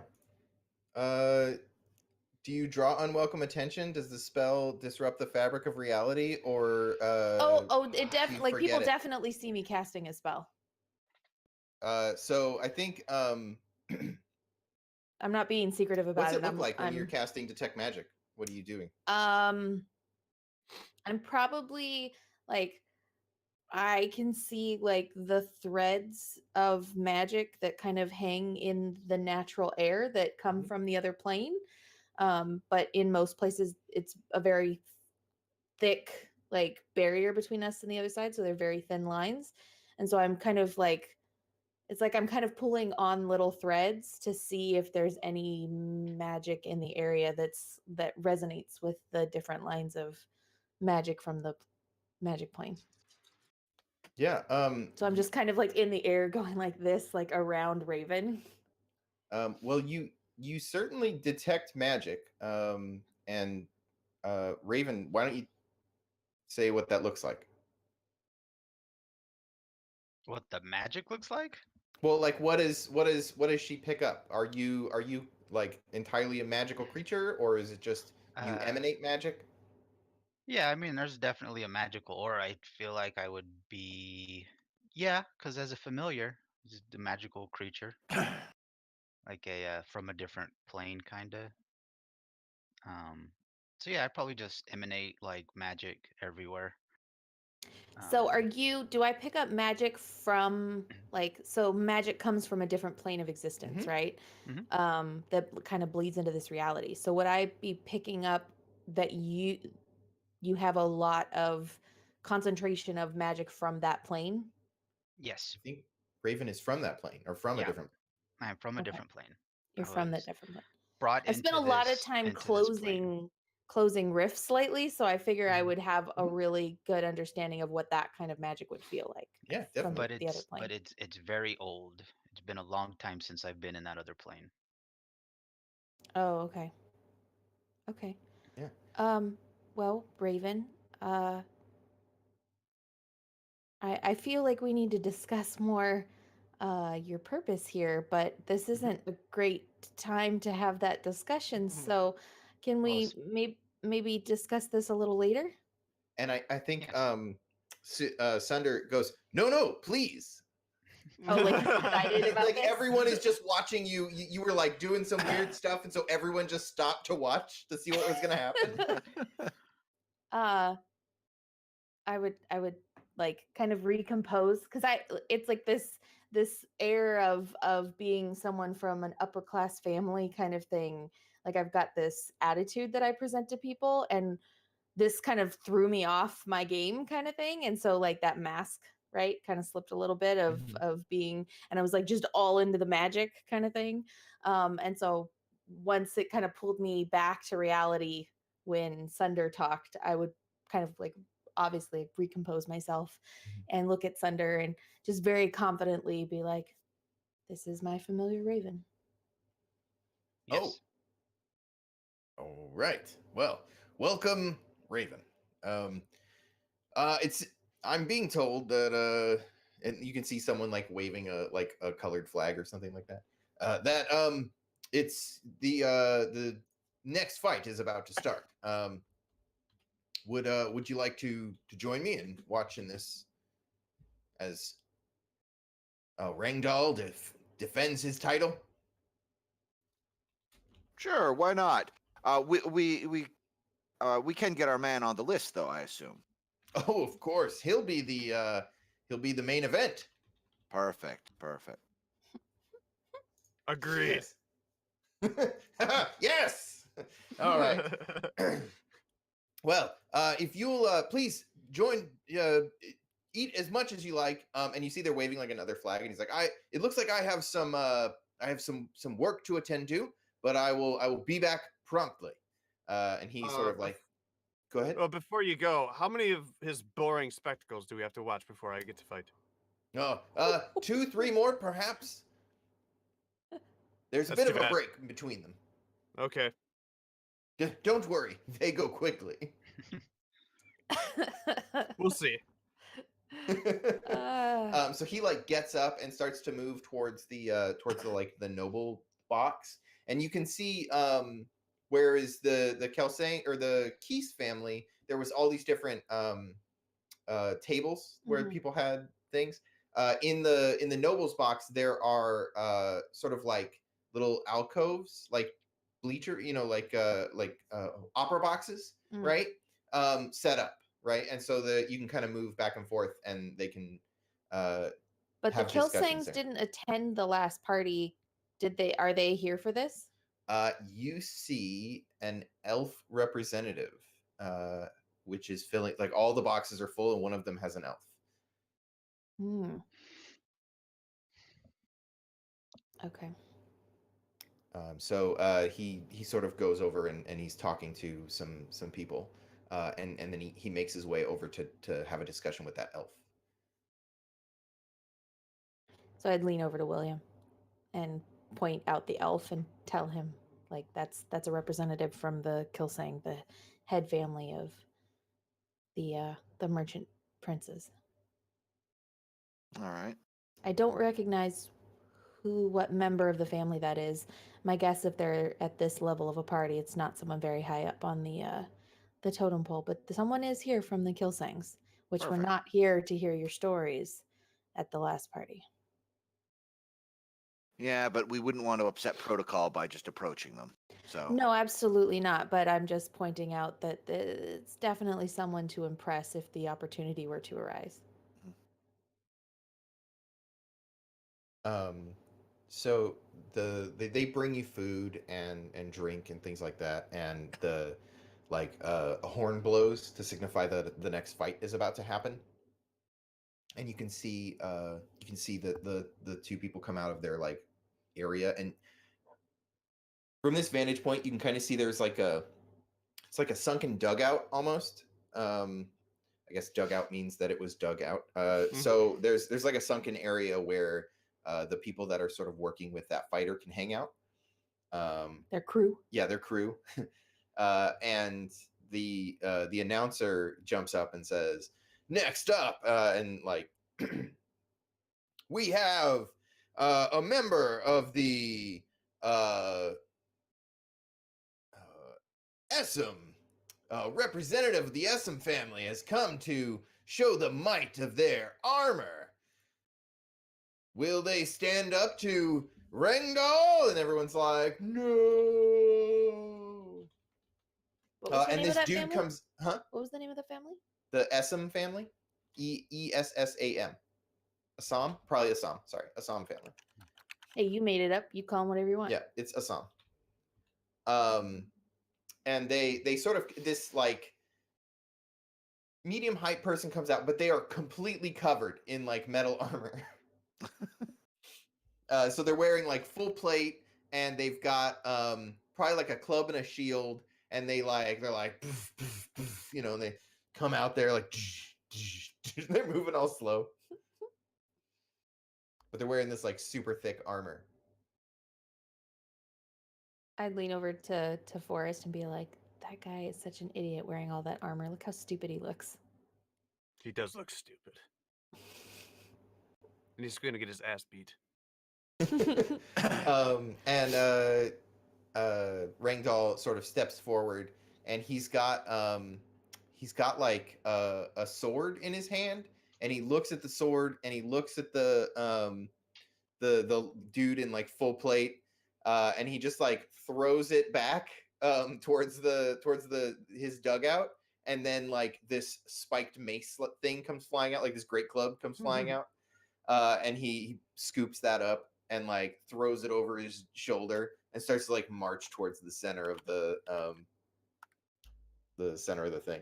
While we watch the fight, I want to really pay attention to whatever the big guy's name is, and see if like he has any weaknesses, like if he favors like a knee or a if there's any exploitive parts to him that I could point out to Forrest that maybe like I catch while this guy's doing his fights. Yeah, sure. Trying to impress Forrest with my like, oh, did you see that?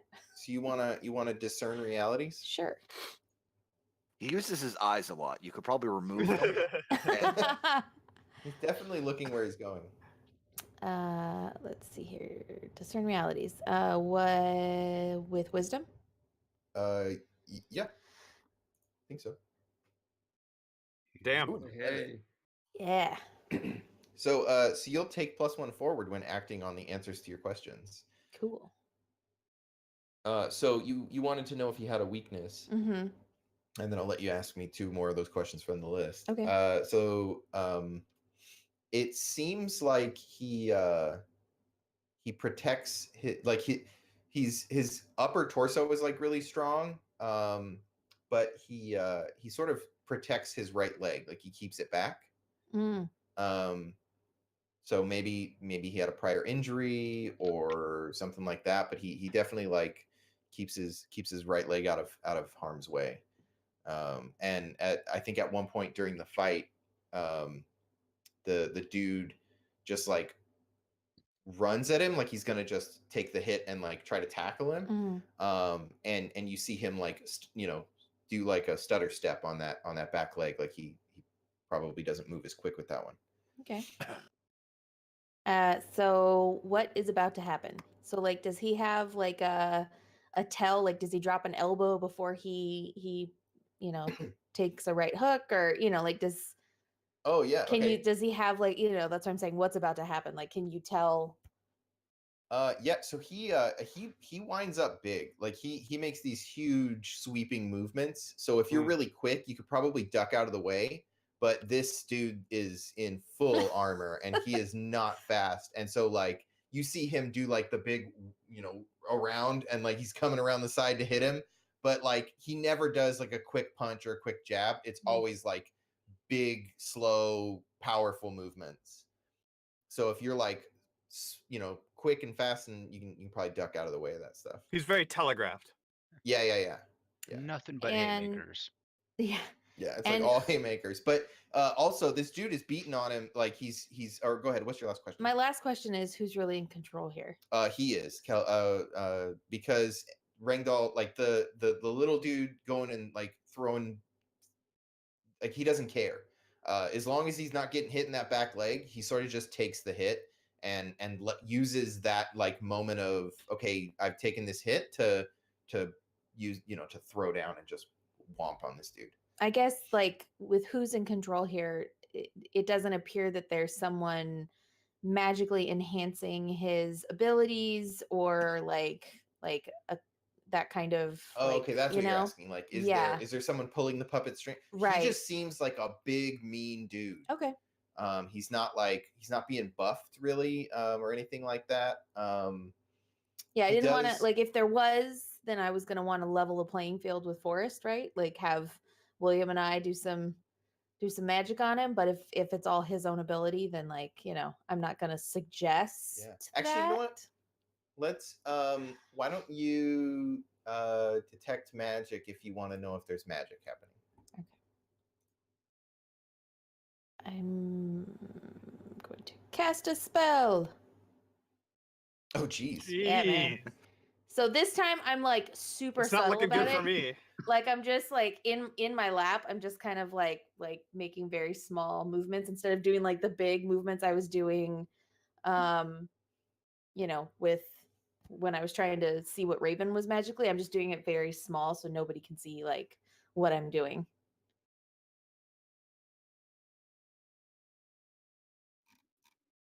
So Kurt. Okay, so yeah, so he I'm sorry, what was that last part again? I'm just being really like not very Careful about showy. I'm being very cautious with like the magic that I'm doing. Right. I'm not being very overt that I'm doing magic. So I think what you see is down in his dugout, there is a there's a practitioner down there. He's not like working magic on Rangdall.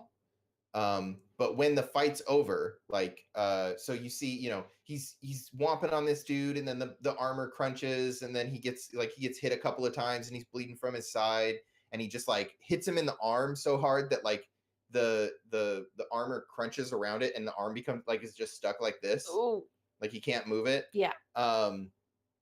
And like he just finishes the fight by hitting him right on top of the head, and the top of the thing just goes crunch.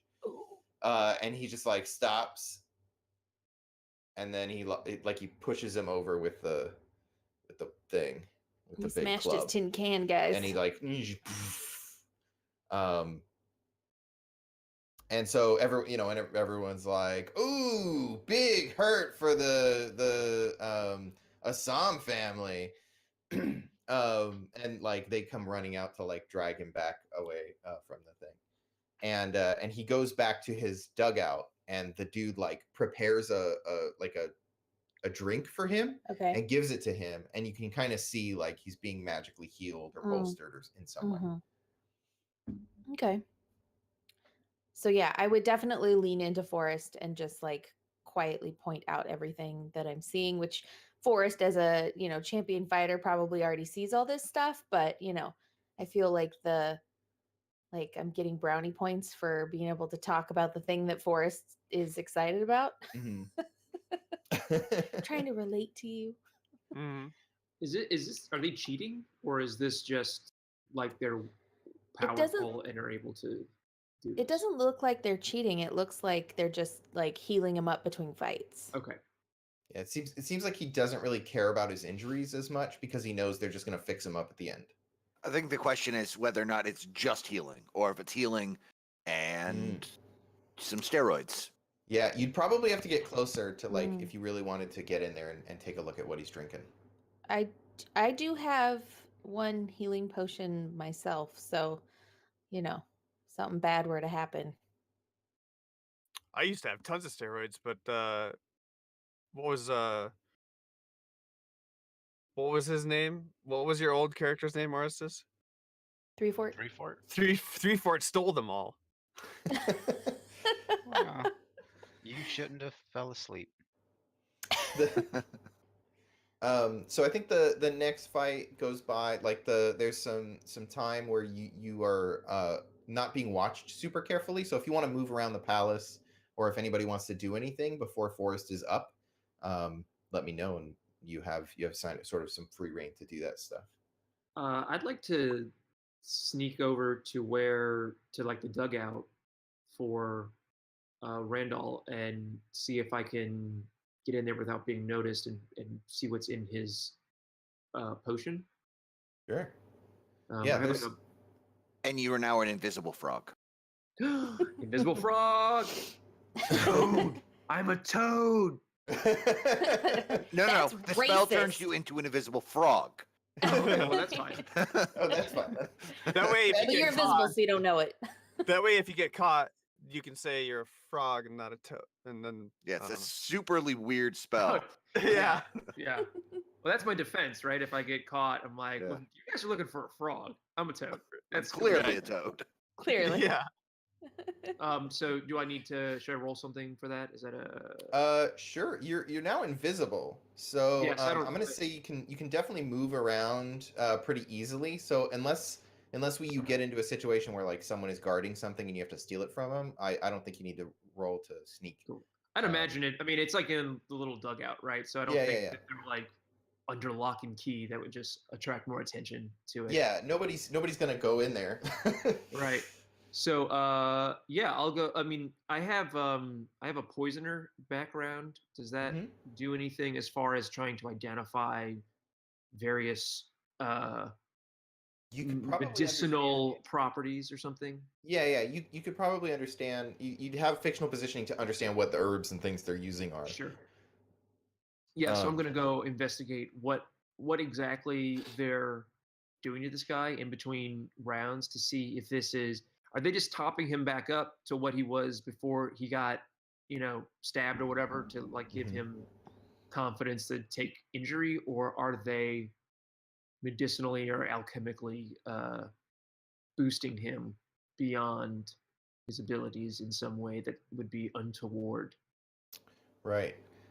So you can get down to the dugout and you sort of like wait at a place for the this medicine man guy to leave Mhm. for a second. Like he's mixing brewing potions or whatever it is, and then he goes, "Oh shoot, I need something," and like he turns to go inside to go to like probably his stores. And there's a moment where you can slip in and sort of like look through all of his stuff. I replaced the potion with my oil of Tajit. Okay. So do you just what is oil of Tajit? That's the It's sleeping the one. Or the... sleeping one. I'm gonna make this guy drowsy. Okay. So do you slip that into the potion or do you just replace it? If it's like a nondescript, well, it depends. I mean, it depends. Like if I just switch them out, is it going to be obvious that like this is not the stuff? Probably not the right color. Yeah, Okay, it's so probably then- not the right then- like texture and stuff. Then I'll just put like a few drops or whatever in the potion that he's already prepared. So it's Okay. probably not going to put this guy to sleep, but Mhm. maybe it'll counteract if there's any sort of like Anything upper boosting him up. if there's anything boosting him up, hopefully it'll either counteract that or balance it out, or just like mess up the formula so it doesn't take effect. We're not Yeah. sure he's cheating, so we should probably cheat ourselves just to Well, it's Just just a in couple of case. drops, just a couple of Yeah. drops. Just to counteract any uppers that might be in this thing. Yeah. I mean, So yeah, you if it's going to be a choice between like checking this, because if they are cheating, then what could we possibly do about that? right. So let's just cheat ourselves. We're trying to embarrass these people, right? Let's do it. Oh no, so I'm not talking down on this plan. Yeah. This is a great plan. I approve of. I He's approve this upset he plan. didn't think of it first. Oh no, I fully plan on cheating, just later. Like I come back and he's like, William's like, so what'd you do? I was like, oh, I cheated. They're like, about to cheat. That's funny. Ah, what a Yeah. strange coincidence. He beat me to it. You drop your drops in there, and you sort of like he starts coming back, so you duck out of the way. And the thing that he's bringing back is probably like a root or something like that would numb pain. Mm. So like they're Okay. probably giving him some like something that would make him ignore pain. So that might actually, the Tagit oil might actually increase, like, not increase that effect, but that sounds to me like a downer, Yeah. and Yeah, so- Tagit sounds like a downer. So like, this dude might be sleepy. He's gonna be real sluggish. Yeah. All right, great. Okay. What? Anybody else doing anything in the interim? I think I would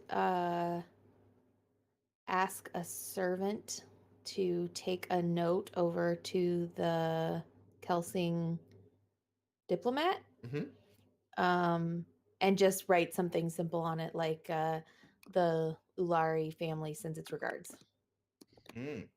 Okay. Just like letting them know you're here. Yeah. Mhm. Okay. Yeah. That's. I mean, I probably spent a lot of time in their house when my parents were living there. So even though I don't know this specific elf, elves are a pretty rare breed. So Yeah. it's just kind of acknowledging that kind of thing. Yeah. We can. So that's yeah. So you send that note over. And they like kind of perk up and look around and look for you. Do you, or is it like do you? I would just kind get of their like attention? I would do like a respectful bow and probably have like some sparkles, like because I was a magician's assistant, Yeah. so I would yeah. Yeah. There's definitely like a nod of recognition. Yeah. And I think when you make eye contact, you do recognize this person. Maybe not someone you knew really well, but maybe someone you knew from like childhood or something like Okay. that. They're not super old, like they're not much older than you, and Okay. so you may have known each other when you were younger. So yeah, so let's take a quick 5-minute bio, and then when we come back, we'll see if anybody else has any more quick things, and then it'll be Forrest's turn in the pit. Fight. All right. So we'll be right back. Don't go anywhere. We'll see you in 5 minutes.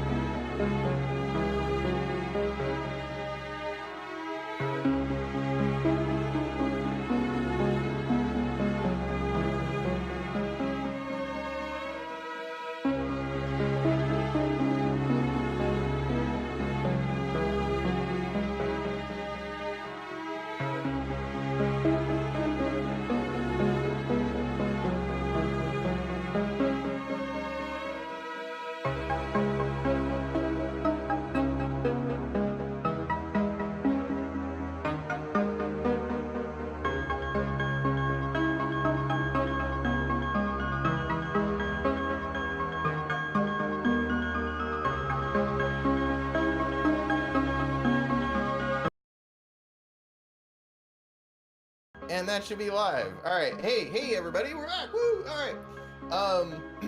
Thanks for waiting. We're so glad you can still be here to join us. All right. Yay. So, and that should be live. Last thing we saw was Adelaide sent a little note over to one of the to the elf representative of the Kelsang family.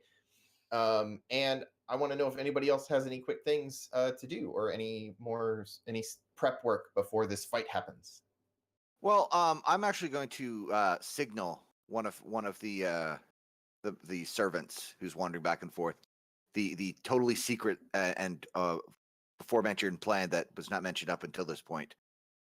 That this is the point in which to switch to the casks of special drinks and food that they should start serving instead of the regular stuff, which has all been enhanced. All right. To make everyone a lot more lively. Okay. Did you enlist help with getting all of that set up, or is that something you sort of worked out with the people?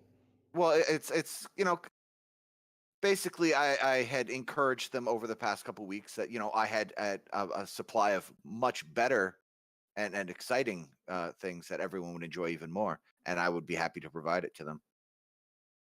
So they've been slowly like working it into the stores. Yeah. For now. Okay. So I think that definitely why don't you roll let's see roll parlay for me, and let's see if they did what you wanted them to do. Yeah, they did. Yeah, they did. did. Okay. So, I think your leverage is definitely that nobody likes their boss. And I would make a much better boss. You would make a great boss. And so they've definitely been like slipping stuff into the larder over the past several weeks. And they are like ready to introduce that into the populace of this party right now. What's going to happen to these people? What are they? It's going to start off with they're definitely going to act more inebriated, more excited. But then it's going to lead to them being angry drunks and start fighting amongst themselves. Okay, so just sort of like cause a big brawl in here with the in among all the people. Yeah. Okay, cool. So one of them, one of the servers is like pouring your drink when you make the sign, and they wink and they're like, and they go back and you see them whisper to someone else, and it starts spreads through the party, and all the servers like leave to go get new drink. Like they all just suddenly like, oh, got to refresh the drinks, and they like pour it out and like go. No. All right. Good times. Hey, everybody. That happens with familiars. Hey, Dr. McKenna. Yeah. They get pulled back to a demiplane for a few moments. Nobody ever acknowledges their familiar until they're relevant, so they just kind of disappear. Yeah, it's so annoying. I think it was Order of the Stick comic, where he literally had a familiar that just pop into existence whenever he's like, "Oh yeah, I have a familiar." All right, we'll be right back. Scene. Yeah. We'll be right back again. Messages. Yeah.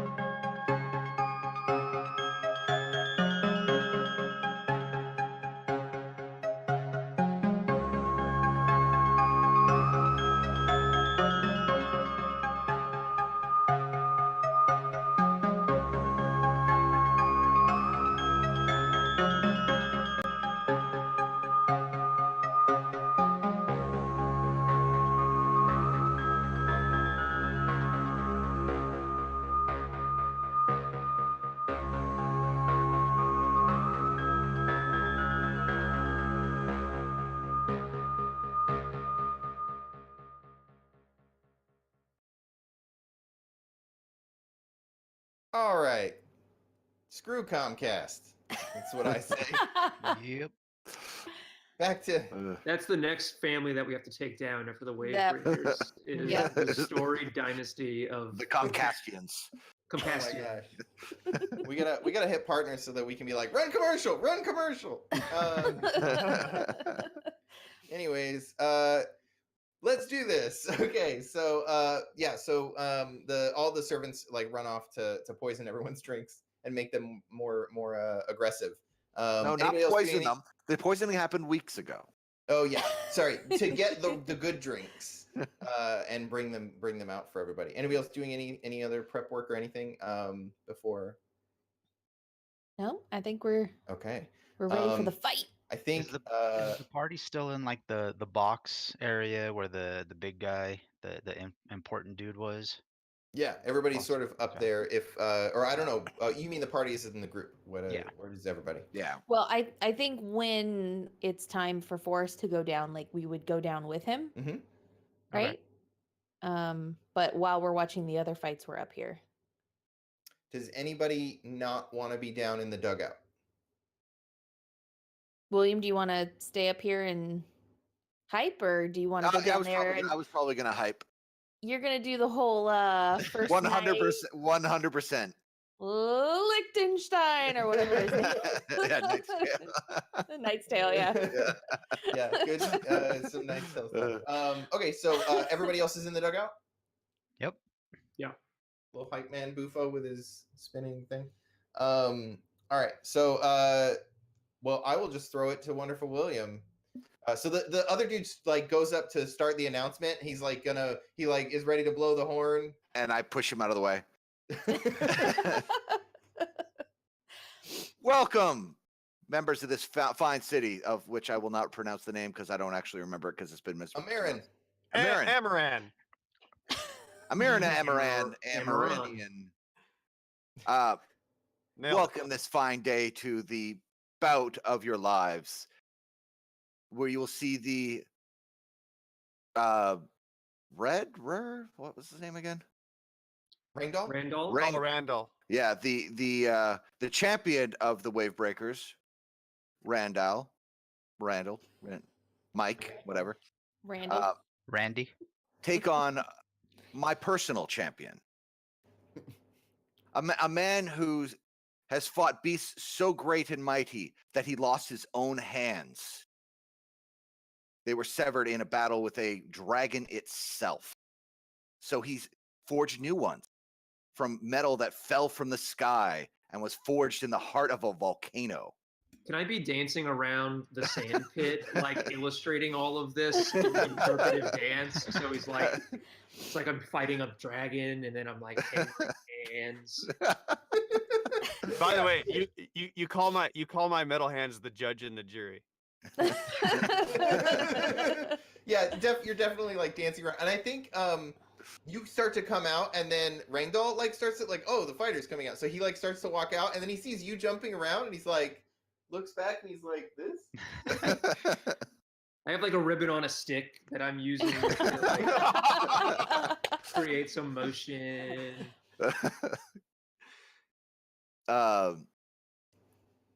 Yeah, trained by monks to wield these mighty fists. Oh, keep going. I'm just I keep looking down and seeing the toad. It's like, all right, we're going with it. He has dubbed his fists judge and jury because they right all wrongs and save all from evil. Today we've brought him to you to fight your champion and show how insignificant he is in the face of greatness. Might I introduce you to Forrest Jedrick? And I'm shoot off fireworks with prestidigitation. I'm just standing next to Adelaide. I'm like, what are we doing down here? Why are we down here? Why are we in the pit? We're What's- gonna we gotta help Forrest Do what? What's he doing? beat the shit out of that guy. He's gonna fight Randall? Yeah. Your friend's gonna die. Well, oh, is that your arcane art to impress everyone? Well, And Or to to- buff and to buff our dear Forrest. Yes, to buff Forrest. Well, a 10 Yeah. plus. He's That hearing how definitely awesome he does is. He didn't Yeah, know yeah. he was awesome before. Now he finally understands. No, I'm way. My head is. He's like, wait, that didn't happen. Did it happen? Yeah, I am a dragon? amazing. I'm pretty sure I beat a did kill a dragon. Yeah, Yeah, that sounds about right. Yeah. yeah. Or at least one ate my hands. So you're doing the +2? +2 and the plus 1d4 forward to damage because I took a thing that lets me choose 2. Ooh. All right. So you have plus 1d4 to damage when you're Nice. fighting stuffs. All right. So Rangdoll's out there and he's listening and he starts to walk out and then he sees Bufo out there and he looks back and they're like, no, that's not him.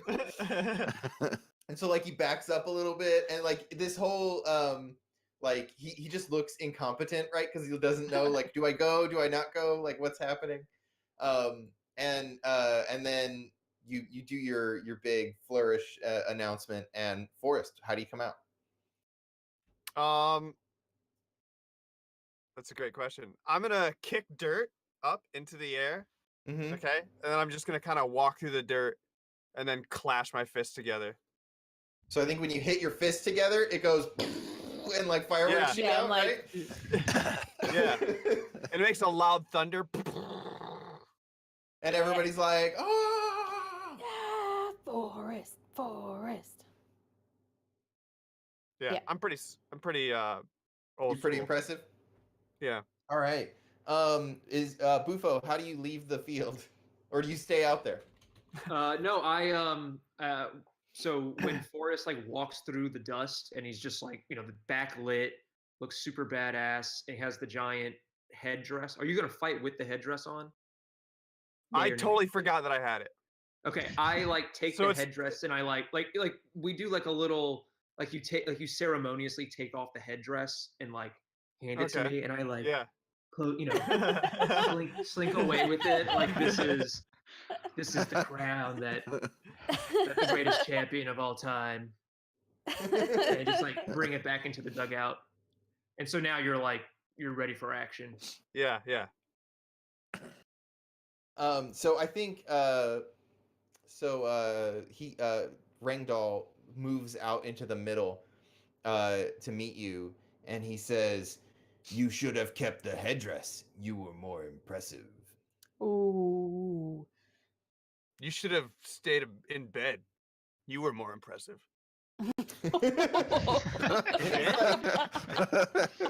I think he's not very bright, and so he's just He thinks I'm coming on to him.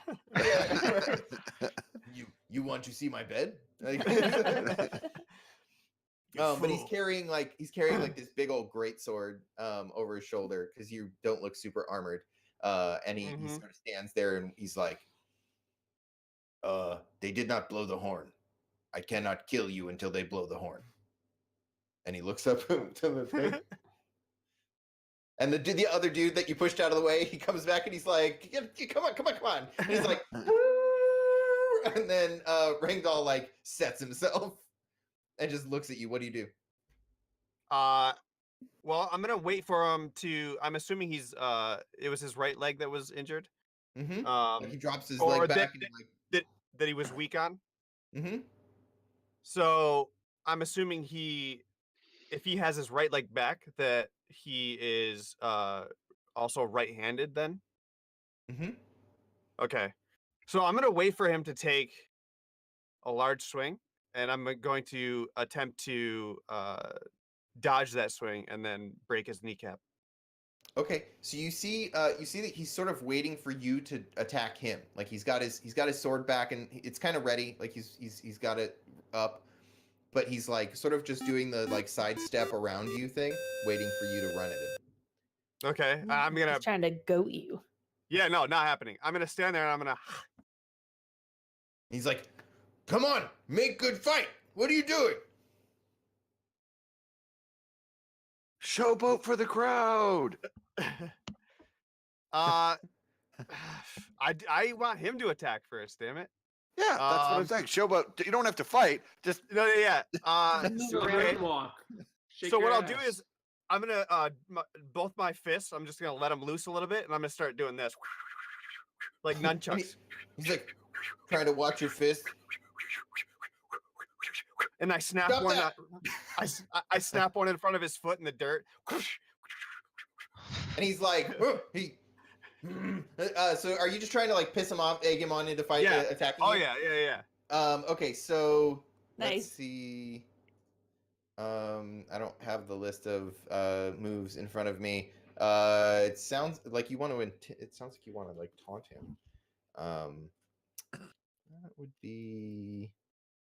You want to parlay? I think parlay would be your taunt skill, right? Yeah. And you have leverage on a GM character and manipulate them. Yeah. Mhm. Yeah. You have leverage here because he wants this to leverage be a on a good GM. fight, right? Yeah, you have leverage over the GM. You know what he did. So he wants to make it a good fight, right? You're kind of embarrassing him by doing this. So Yeah, go ahead and roll parlay and see if you can like taunt him into. Is that attacking charisma? you. Yeah, it's gonna be charisma. That's unfortunate. That's unfortunate. Hey, Hey! okay, not bad. So I think it works. But I think let's see, there's something. So they ask for something and do it for you to make the promise, but you need the concrete assurance of your promise right now. So he's like, Wait, what? If you attack me, I will kill you. he's like, so I think he just shouts, right? He's just like, you die, and he like runs at you, and like takes this big overhanded swing, like he's just gonna chop into you. Okay. And as he takes his overhanded swing, I'm gonna go underneath of his swing, Mm-hmm. right? And instead of doing like a single leg takedown, I'm actually just gonna chop his lead knee, and literally like just try to break his kneecap, like so his leg breaks backwards. Okay. Well, you're. I think he. Because you had a mixed result on the previous one, so I think he was sort of expecting that. Like he knew why you were back there, so he was like, as you go in to hit his knee is coming up to hit you. So instead of just like cracking him in the knee, you're gonna have to hack and slash and trade some damage. Okay, that's fine. But he gets a +2 to his hack and slash, right? Yeah. Oh, he had a +2 to parlay. So that would have been a 10. It would have been a success. Oh yeah. So I think he just runs at you then. So you don't have your +2 to hack and slash, but you do have but you have good positioning on him. So he's Okay. not trying to hit you in the face. Yeah, he's not trying to knee you in the face. Right. So yeah, so Alright, he's so you just want doing this big overhand swing. So go ahead and roll hack and slash and let's see what happens. Yeah. Oh yeah. Okay. So do you want to trade damage anyways to deal an extra d6, or do you just want to deal your damage and like stick a move and get out of He there? already gets a +D4 from William too. I'll trade damage. Okay. So you're gonna roll your damage plus 1d4 and 1d6, and then he's gonna hit you back. How do I? What now? You want me to So roll on my your sheet, damage? there's a thing that says your damage, or it says Yeah, I damage. see or something like that. So click that, and then in the chat type /1d4 Oh, okay. plus 1d6. use or your /R reroll damage power. Yeah. Oh, yeah. Definitely use that power. I'm But gonna is it one use. die of damage or is it the whole damage roll? What are you saying? The Oh, I'm rule. gonna the- use my human race Yeah, thing. you can do that now. But can it be the whole? Is it the whole roll or just one die? What's it say? It Is just it says reroll just the says a damage of a roll. single attack? So it would be I all the didn't- dice then. Okay, so roll all your damage and see if it still is decent, and then we'll reroll after.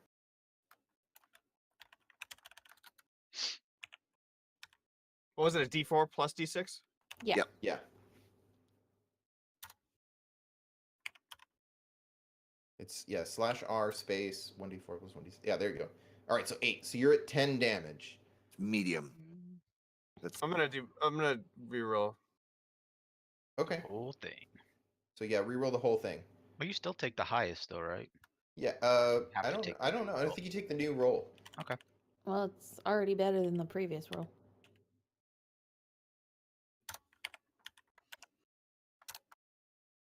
Hey, All right. there you go. 13. 13. 13. 13. Oh Not man. bad. Okay. So this dude he's like a big giant guy, right? But you take that knee out and he like so what was it total? 13? Mm-hmm. Yeah. So you take out his knee. He's like he drops to one knee. He can't even like he can't finish his swing. Right. He drops back onto his back leg. And just barely stops himself from falling to the ground.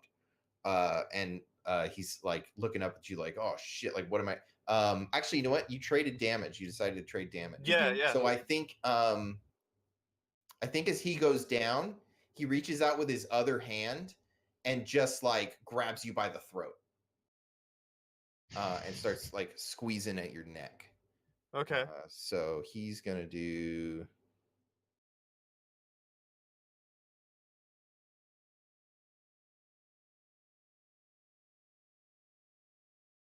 Oh geez. Okay, so he does 3 damage to you. And you have how much armor nowadays? 20. Oh, 1. You have one armors and 22 health. So 2 damages. I thought you had Yeah. more armor than that. No, I have very little armor. He's kind of naked. No, I thought you so- took an armor talent on top of your 1 armor. Hmm. I did. Maybe I'm wrong. It's not a big deal, I suppose. But I just So he's got you by the throat, but he's not gonna. It looks like he's not gonna be doing much on that leg. Yeah. What do you do? Well, I want to break free of his grasp. Okay. What is the? So you want to just like defy danger, like get away from him? Kind of. Yeah. All right, Essentially, so yeah. I want to get out of that grasp. Yeah. So the crowd is cheering. Like half the crowd is like, it's weird. Like they started to cheer for him, and then like when you knock him down to a knee, like they're like, and it's just like silent, and then they grab you again, and they're like, ah, and you're trying to pull out of this clutch. So, would you say defy danger? Yeah. Yeah. Damn. Oh yeah. Yeah, just keep rolling 10 pluses, guys. This will be fine. So you like tell me what it looks like. How do you like, So showboat? what's gonna happen is when he goes to grab my throat and I go, obviously I'm like I took 2 damage from it, Mhm. but it was nothing obviously to me. So I just basically swipe his hand away, and as I swipe his hand away, I spin around, and with my other hand, I'm going to clock him in the side of the head with one of Windmill? my fists. Yeah. And as soon as I clock him, it's basically like a spinning back fist, right? Mhm. So as soon as I clock him, I stand with my back to him as he's obviously gonna get hit, and I go to raise my hands and say, "This is your champion." Okay, roll hack and slash for me. I want to see what that looks like. You Actually, you know suck. what? Just roll damage, or well, 12 plus. Works. Or just roll 12. Just roll a 12. You know what? Just tell me how you finish this dude. Okay. And then like you clock him aside of the head, and what happens? Well, so he's already leaning on the right side. Mm-hmm. Yeah, he's And already that's like his weak leaning leg? down. Yeah. So when I clock him on that side, he has no support. He has Yeah. nothing. His arm was already out because he was holding my neck. So he's Mhm. not going to be able to catch himself when he falls to the ground. And as he falls to the ground and I say, "This is your champion," and I just continue to go right back to him. Mm-hmm. And basically I'm going to take his head off his body. Okay. all right. I'm going to take my own fist and take the chain and wrap it around his throat. And then I'm going to start dragging him across the ground. And I'm going to go, "Seriously, is this your champion? This is your champion?" And as I hear people just all, like gasping, I'm going to go like that and pop his head off of his body. Oh my god. Okay. So So yeah, so you're dragging him around, and everyone's like they don't know what to do. Like this isn't a killing. Like you didn't finish him yet, and so they're like, Just embarrassing him. yeah, just embarrassing him. Like they don't. This has been their and they're like, and then the head goes flying off, and there's like this, like everyone is shocked by this, and then there's like a ton of like mixed rumor, and then slowly, forest, forest, forest, forest, forest, and and the dude up in the stands, the the guy who was like the announcer that you pushed out of the way, William, he looks over at you and he goes, "Welcome to servitude," and he just turns around and leaves. Oh. And everyone's cheering, and the place is like, and the head of the wave breakers, I named that person? Locke. Yeah. Stands up and shouts like really loud, "Congratulations, Forrest Jedrick. Welcome to the Wave Breakers." And everyone's like, ah! And like music starts up, and all this like revelry goes on, and people are, and then you notice people are starting to get in fights out in the crowd. Like where money would normally have changed hands, like instead there's just like fights breaking out. And the people up top in the of the noble booths are sort of like, you see people starting to argue. They're not fighting physically, but they're starting to argue. What does everybody do? I'm still celebrating my victory. Like I'm loving and now I'm getting kind of confused because I'm like, everyone's like fighting and they're no longer like celebrating me. Where's my praise, bitches? Yeah, what the? Where does the head land when he pops it off? Oh, does it land anywhere near us? Does it go? Where do you want it to land? You got a 12 on your. Oh, where do I want it to land? Yeah, did you throw it like up into the crowd? Did it just go a ways and then land in the dirt? I have my foot on it right now. Oh, okay. So you just walked forward and step on it? Yeah, I'm like, yeah, I have one knee up. And I'm like, yeah. I'll kick it. What I'll do is I'll kick it back. I'll kick it backwards into the dugout. Like it's unimportant. Yeah. Bufo comes out with the headdress and sort of like when James Brown like gets the cape put on him. It's like the same. Like I come dragging out the headdress and like wrap it around his head. Yeah, I'm gonna kneel down for that one too. I'm gonna kneel down. I probably have to climb up you. Like hop up with the little thing and tie it around. Yeah. Travel back down. I kind of want to come out of the dugout a little bit and look around at the scene that's going on. Mm-hmm. And there's just like fighting and chaos going on everywhere. What are the guards or the people that would try to keep Forrest here doing? Well, you notice the way to leave the dugout is back in, right? Like you have to go back in, and there's like some hallways and things. Mm-hmm. Can I cut back to a little bit before this fight, and I want to tell Bufo something he saw underneath the palace, because you can sneak around down there. Yeah. You find where they keep all of the new people.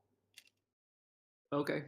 So there's a bunch of like there's a bunch of basically cells full of like animal folk and other people from other places, and it looks like they're all fresh here. Like none of them are speaking common or anything like that. So there's all these cages down there, and I'm curious what Bufo would have done with that information. This is when I was invisible?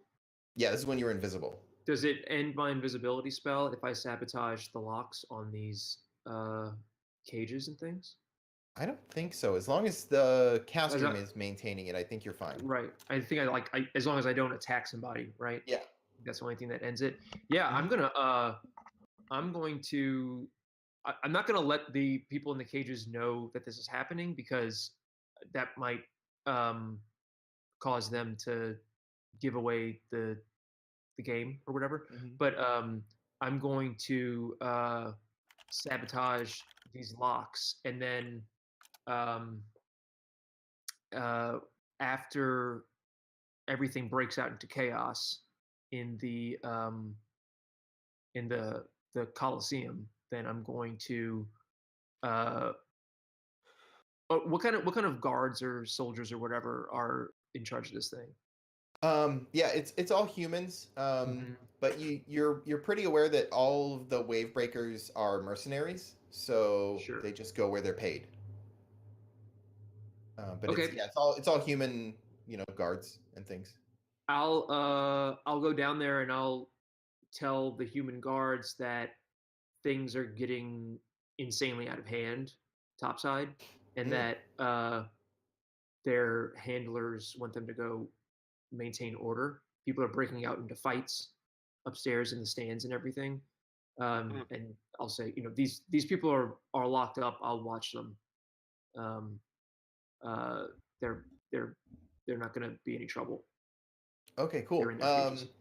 Yeah, I don't think you have to parlay for that. Like, they're locked up Sure. and they can hear the crowd going crazy, and so they're like, they look at you and they're like, yeah, all right, and they just they turn and like call to the other ones, and like the guards head upstairs.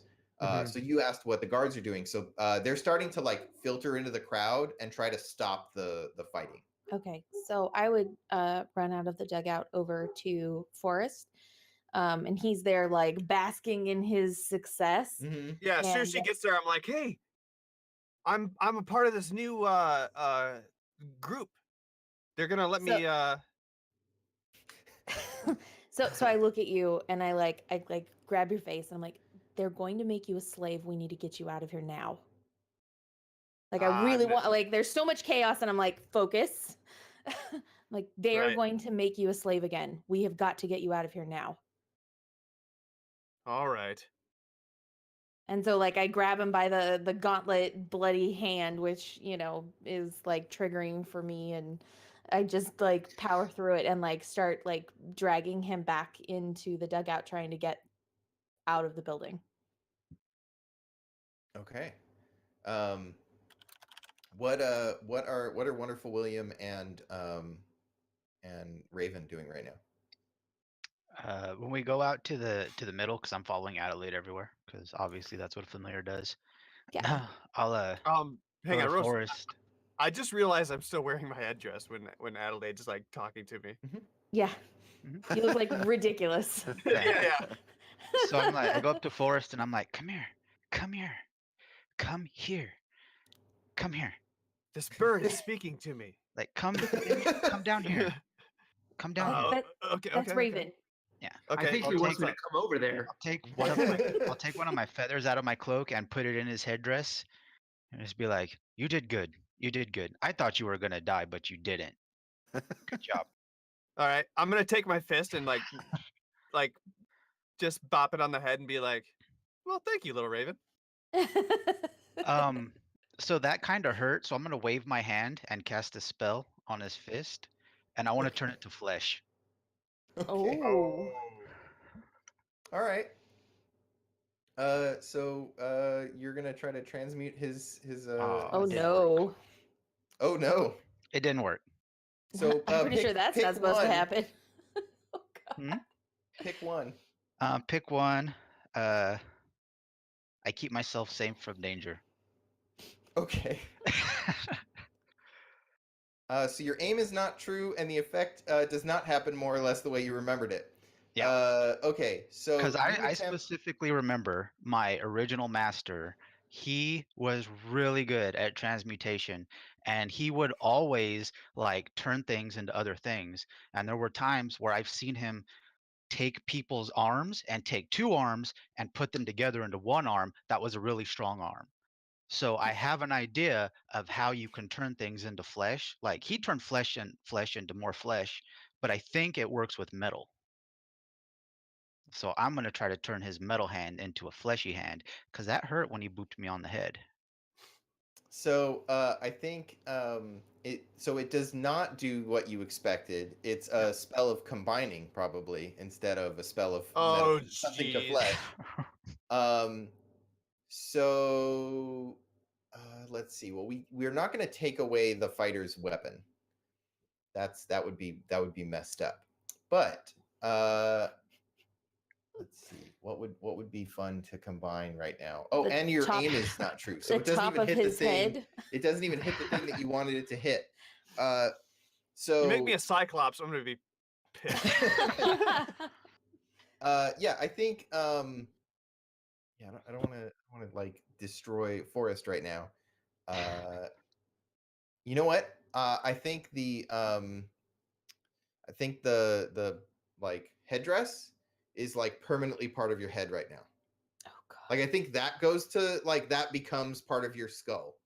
Yeah, I And have so, a like, huge you have skull. this crazy bone headdress thing like sticking up off of you, and it's sort of like creepy looking. Yeah.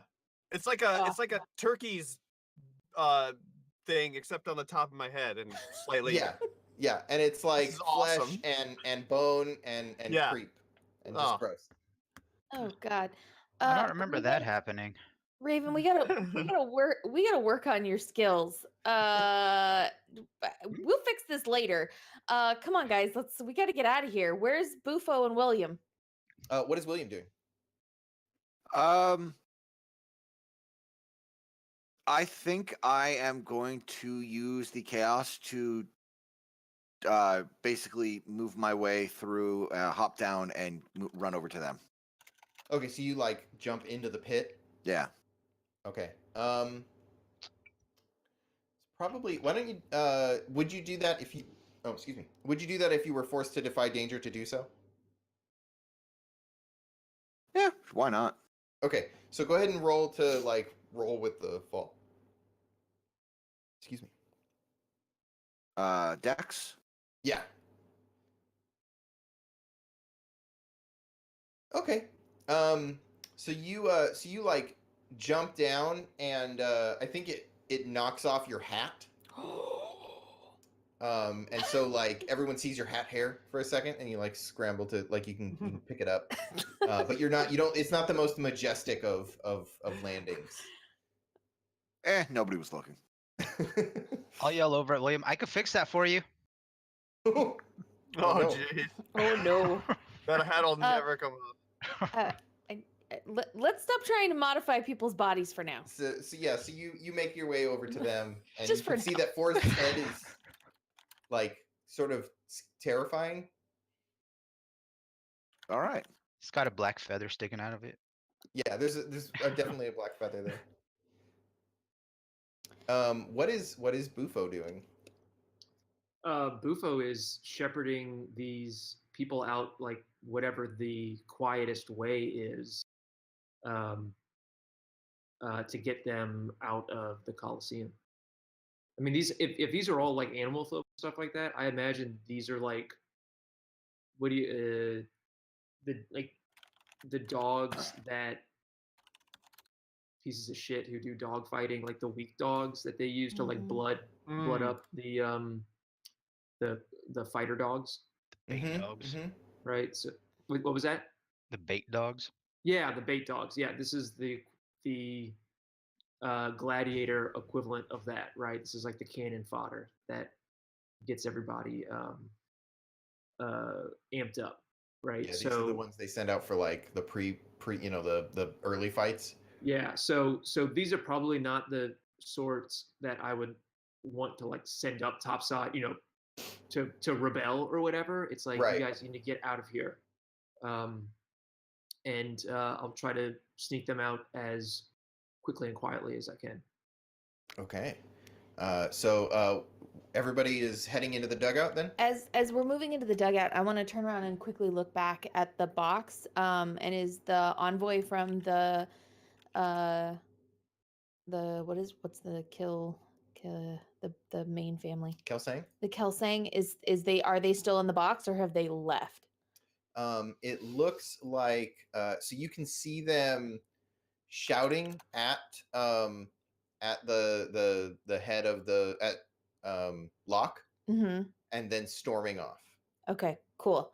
So as we make our way into the dugout and then back into the walkways and stuff, anytime I see one of those like big brazier things that are like they stand up really high and then they're like a Mhm. dome and there's a fire and that's what like lights the walkways, Mhm. I'm going to push them over Oh, okay. and basically start catching the place on fire. All right. I want to Of course burn. you are.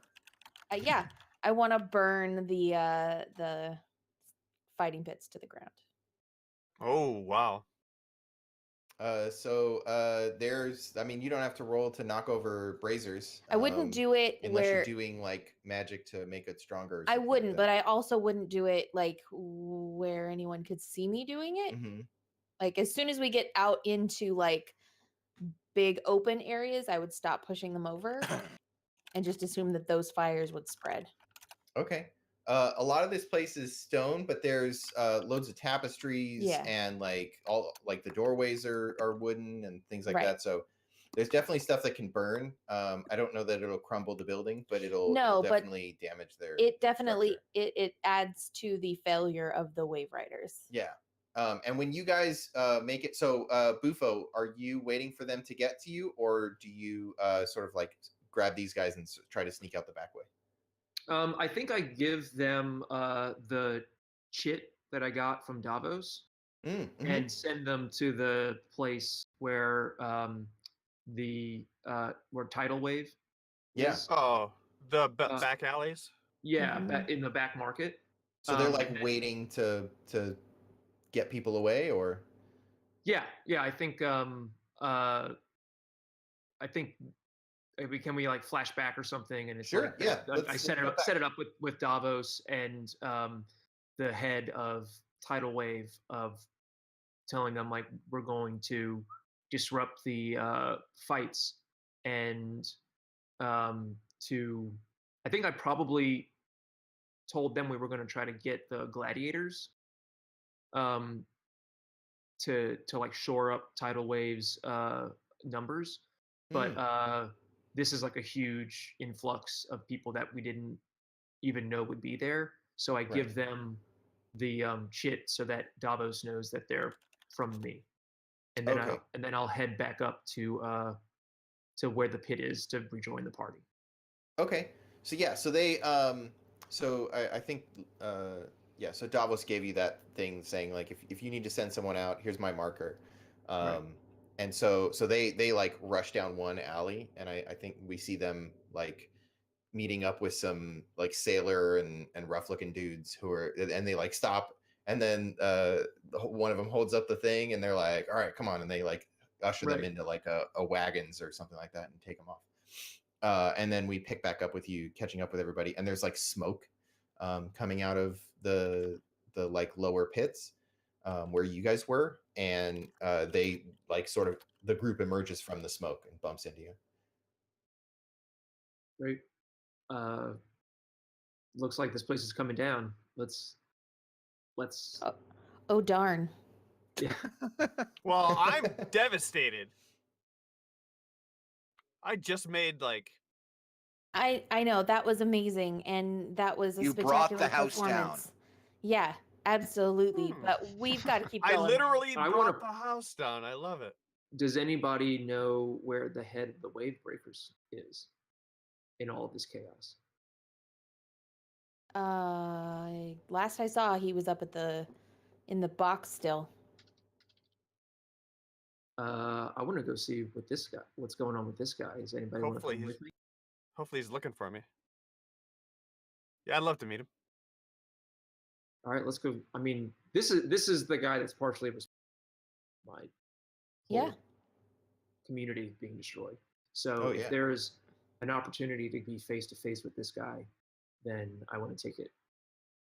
If the chaos is creating such an opportunity, I want to find out where this guy is. You want me to Yeah. punch him in the face? Yes.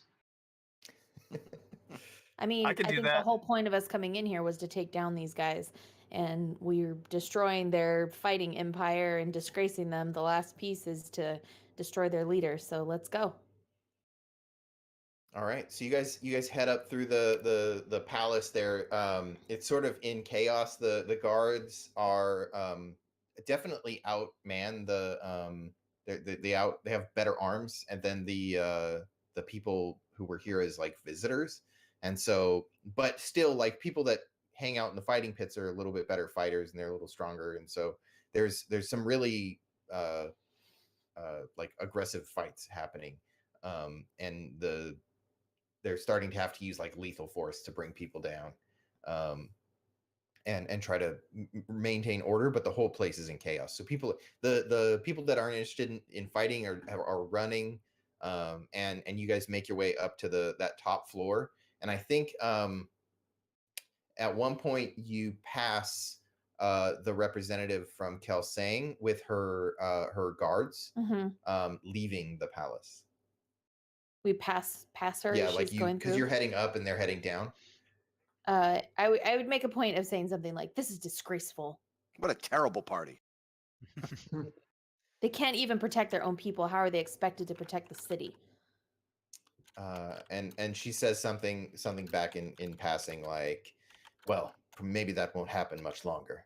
And they like she runs off, and you guys make your way up to the top. And there's the other, like, you pass a couple more representatives who are leaving, trying to get out before, like, the fighting makes it up to them. And so you burst out into which courtyard do you want to come into? Do you want to just like come out the back of the nobles opera box area? Yeah, I think so. So there is Sunder is there arguing with with Locke, or Locke. not arguing, but Sunder and Locke are there like trying to figure out what the hell they're gonna do. And Sunder's kind of yelling, or Locke is kind of yelling at Sunder, like, this is ridiculous. How, get your people under control. And you guys bust out. What happens?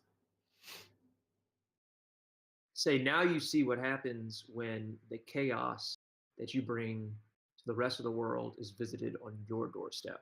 I'm pointing at Locke, the leader of the Wavebreakers. The former leader of the Wavebreaker. Former. So he looks over and he's like, what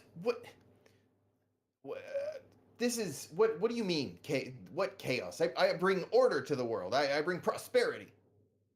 I like tug on Forrest, like his pants, and I'm like, lift me up. I need to be eye. Boost your seat. Yeah.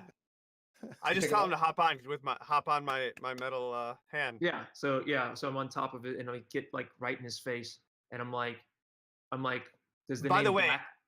while I have you boosted, I have my other fist just like, yeah, ready to just cold cock this guy. Yeah, go ahead. Behind him, you can't see it. He's like, yeah. Okay, I'm just gonna duck, and just the fist comes out from. No, but I say Black Fountain. Does that name mean anything to you? There's a whiskey that comes from there, Black Fountain Rye. And he like looks for a cup. Not anymore, there isn't. And I say, I'm from Black Fountain. I'm the only one from Black Fountain left. Black Fountain was destroyed because of your organization. The blood of everyone in my family, everyone in my community, is on your hands. And he just goes, so a filthy swamp gets destroyed. I gave those people work. I gave them jobs. I gave them a city to live in. I gave them security. While he's talking, you gave them death. While he's talking, I'm gonna lean over to Raven and say, why don't you try that spell of combining things on his lips? If you want. And Well, then I continue to listen to the... Obviously, I have to do what my master asked because I'm a loyal familiar. Yeah. So okay, so it was the arm and then the arm and they're together. Okay. Are you going to put a feather in that too? Please do. All right, you get to choose one thing that goes right and two things that go wrong. Okay, well this time I am going to choose... Oh, I guess last time nothing was supposed to go right? Okay. Yeah, okay. So one thing that goes right is We'll go targeting. Okay, so you target his mouth. Yeah. Okay. So yeah, why don't you know what? Why don't you tell me what happens? What horrible thing happens? Does he Because have, you're like- not safe and the effect is not the same. Did he But get, his like- mouth is about to have something happen to Does he it. have like giant bee sting lips now instead of? Let's say, oh man. So his mouth, He turns into the what's his face on Anchorman. let's say his mouth just starts spouting tentacles. Oh jeez. Just like a bunch of Oh. tentacles just start popping out, Cthulhu Like style. his lip starts to like stretch and grow. Yeah. and, Oh, like, now he flop shows over his true itself. colors. He was a monster all along. They get really long, like a mind He's flayer. never gonna be able to defend that. Oh yeah, and I think Sunder is like backing up, like, what? I didn't sign up for this. I don't know what this. Yeah, and he's like he's moving back. Like you can tell that Sunder was a little shocked when he said like when he was so callous about like the loss of life and all that. Obviously Sunder didn't like maybe he wasn't in on the whole thing, but he's still like he's sort of half bad, right? Like he it's ignorance instead of Yeah. so he's backing up and he's like, look, I didn't what the hell is happening to you? And he's moving away. I point at Sunder and I say, you're still responsible, but you have an opportunity to make it right, and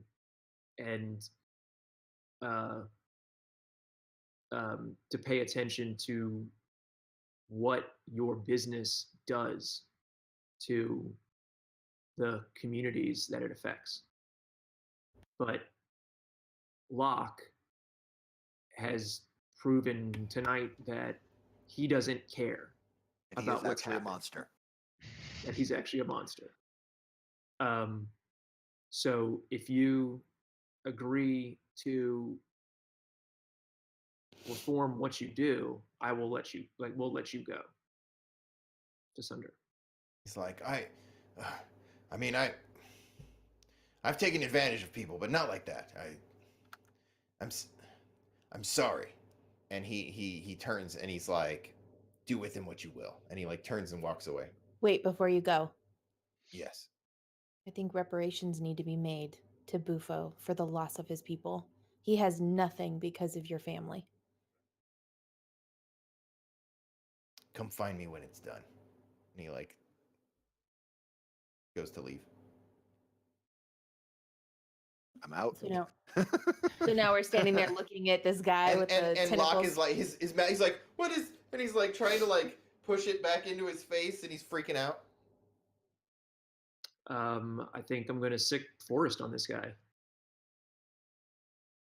Forrest, do you want to give this guy what he deserves? Yes, he has an ugly face. I will punch it. Completely missed everything. She's like, oh man, he's hideous. So obviously we need to. All right. Yeah. So. All right. So I think the trading damage. So deal your damage. Okay. So so you go to punch. You just punch him in the face. Mm-hmm. I think the tentacles like lash around and like wrap around and start like grabbing Son you of a and bitch. pulling you into his mouth. But it's metal, right? Like it's not. Yeah. Chew on metal. Yeah, but it's like it's pulling into his mouth, and so like you're getting like this acidic burning sensation on your forearms from these tentacles. And you're gonna take. I would cast magic missile at The darkness. You're gonna take 5 damage -1 for your armor from these like acidic tentacles. Just like like this secretion is coming out and burning your arms. And then you said you cast magic missile at him. Yeah. All right. Is this the one with the delayed explosion? No. No. That's the Delayed cast fireball. No, that was the sword. Oh. Yeah, the sword of Andona that Wonderful William has. Let's see, the spell successfully cast. You do not forget the spell. what happens? What's the damage? It's 2d4. All right, roll. +6, 18. 100. Oh yeah, that'll like he's already taken a punch to the face. His mouth is tentacles. Describe how you like what do these magic missiles look like as they take this guy out? It hits him like right in the chest. Just dark light hitting, magical light hitting him right in the chest. As the tentacles kind of pull off of Forrest's gauntlet as they start to go limp, and Locke just falls back. Good. You got to leave the face intact. It's very important. Does he fall over the edge into the crowd? Yeah. So like he falls back into the crowd and like he hits the ground, and I think that is enough, like is terrifying enough, like seeing this like cut open like master of the house. Everyone around it starts to like stop fighting to see what happened, and there's like this ripple of the fights are starting to like slow down out from this as people are like trying to say like wait something weird is happening, like we have to and so like that's sort of like moving further and further away from like slowing down the fighting. Time to go. Oh, no. We have to establish the narrative.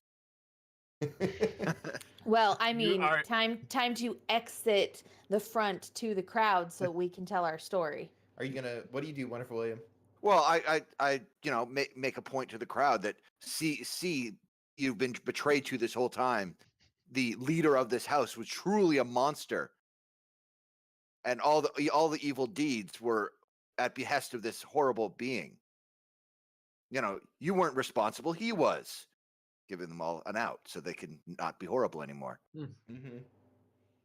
And see, he's evil. These people are bad. This house should be destroyed, etc. We're burning it down. Anyways, Purge it with fire. Time to go. The basement's on fire. So do you tell them like the basements are burning or like get out?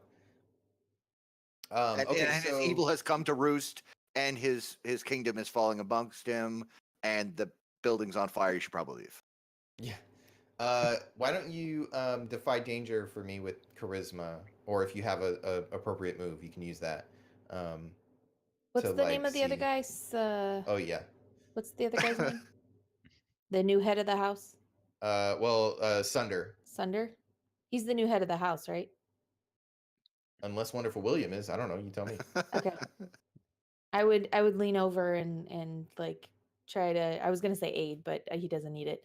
But remind him to sing the praises of Sunder and that he's going to bring about a new world with whatever. Mhm. Okay. Well, with that roll, that's a 13 on defy danger. I think anyone who can hear you starts to like they immediately stop fighting, and they start like spreading it back. Like, oh, I saw him. He was a tentacle monster. His face was he was like an illithid or something.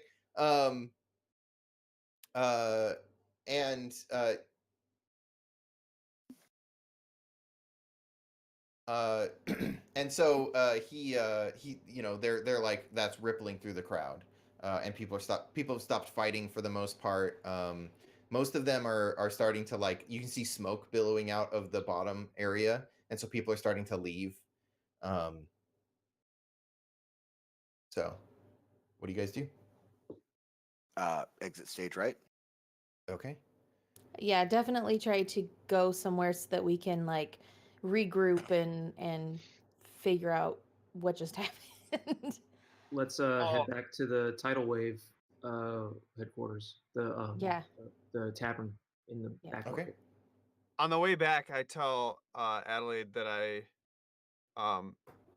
before she came in to help me clean my gauntlets, I met a blacksmith who said that I should stop in sometime. I think his name was like Gobi Smith or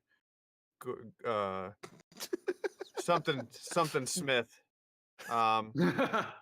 So we should check that out sometime. I told him that I would tell you, and I wasn't sure Yeah. about it. Yeah, definitely. What The timing, tomorrow- the choice of the timing of this is No, it Let makes it up. complete sense. I get it in Forest Brain. Like that's he's yeah. Tomorrow when things have calmed down a bit, we should definitely go over there. Sweet. So, so you guys leave the estate and head to what's the name of this bar? Where do we think the tidal wave hangs out? The anchor weight. The Anchor Weight. The Nice. undisclosed location. Okay, so you guys make your way to the Anchor Weight, this sort of rundown bar, and it is completely packed with all of the people that you freed from the bowels of the Wavebreaker estate. And I would when look they- over at Bufo and be like, "Is this you? Did you do this? These are my friends. These are You the saved- people that are. You saved all of these people." Well, he had a few minutes in between the fights, so what else was he doing? Yeah. I and mean, this is what we're here for, right?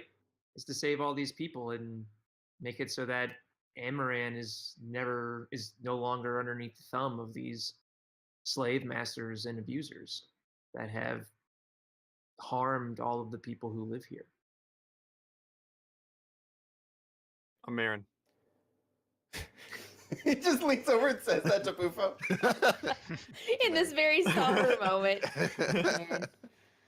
Man. So I think we see like we pan the crowd, right? And there's all sorts of animal folk and humans and different races of humans or of humanoid people here that were sort of, they weren't as like technologically advanced, and so were then taken advantage of by these by the Wavebreaker family. Mhm. And so they're all like congregating here, and some of them can speak each other's languages. So there's like little groups that are forming of the people that can speak the same language. And you hear this this frog voice ring out.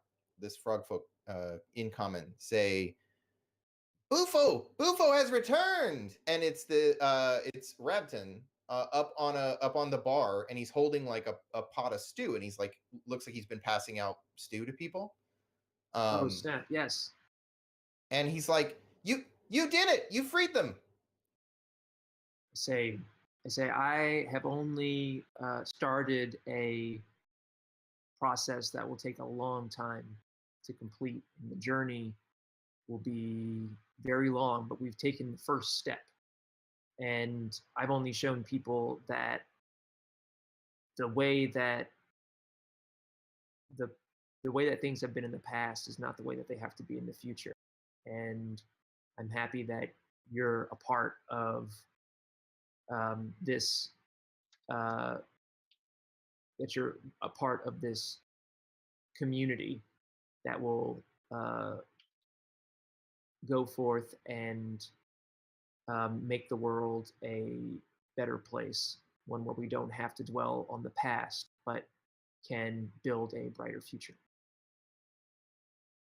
And he like hands off his cooking pot, right? And he comes over closer, and he's Frog like, tier. yeah, single frog tier. And he's like, you showed me that. You showed all of them that. I'm to Bufo the Brave, and he raises his ladle. And like To everyone, Bufo. and you hear like people that don't really speak the language are like, Bufo, right? Like they just kept Bufo. yeah. The only common word they all have. Yeah, it's the only thing everyone can say. Oh yeah. And so so it sort of like ripples through in the different like animal folk languages and things. Wonderful William, everybody else is sort of standing there. The tidal wave are there, like, and everyone's sort of like raising glasses and things. I'm just holding my plate up, waiting for that. You've got a bowl somehow. Yeah, yeah. I'm just Where did you like, get that bowl? It's the bowl of stew. Just like just waiting for somebody to put stew in it. I pull the party aside and I thank them for being my friends and for helping me on this first stage of my mission. But tell them that I think my place now is here with Tidal Wave, and I tell them that I will be focusing on building out this group to eventually free the entire city and then move on elsewhere. And my hope is that our paths will cross again, and that if they ever need any help from Bufo the Brave, they only need to come back to the Anchorweight where they can find me. And make sure you get those reparations, because the money from that can help your cause spread and help you to save even more people that are being repressed. So I hope that we were helpful to you in any way, and maybe helped bring you a little bit of peace from so much loss. I think that it's only right that we all stay. I'm probably going to stay as the leader of Tidal Wave for my my awesome destruction. I don't think that's how it works. for single-handedly defeating the champion of this town. Yeah, Bufo's like, yeah, I think I'll stay behind and lead Tidal Wave, and then Forrest's like, yeah, I'll He was like, no, that's not. That's not. I don't think that can work. Well, we definitely It's just how have. Force is. You may need to come up with a new name for your group. What, as the Wavebreakers, I don't think will be around much longer. Oh well, we're just gonna be a tidal wave of freedom that passes over the city and then onto other nations. Yeah. Do you like that Well, lob right there? Right. Lob it. Let's go over to Bufo and extend a Black Crow feather, and just be like, "You did good. You Oh. freed people." This is I take the feather and I open up one of my like alchemical pouches and put it in there, and then open up a different pouch and pull out a different feather and hand it to Raven. take it. Thank you. Put it on the cloak where I pulled out the feather I just gave him to replace it with that one. It's like, what color is it? It's blue, but it like shines silver. So like as you turn, it's like a bright blue, but as you turn it in the light, you can see like flecks of silver that are like in the strands of the feather. So I'll put it right back on my cloak where I took out that black one. So now there's a completely black cloak with a blue silvery feather in it. Realizing that you can't actually be the leader of the after you guys shot me down, I'm like, well, you are the one that set me free, as I was once a slave as well. And in your travels, you decided to stop and save me. So, I guess you did okay. I want to give something else to Forrest, and I want to name him the champion of Tidal Wave. So I want to see, what would Bufo have that would be from. Oh, he takes out some mud from Black Fountain, where he's from, that he says, I've been keeping this since I left my home, and I'd like to anoint you with it. And he like takes like puts a thumb in this mud, and he like puts this mark on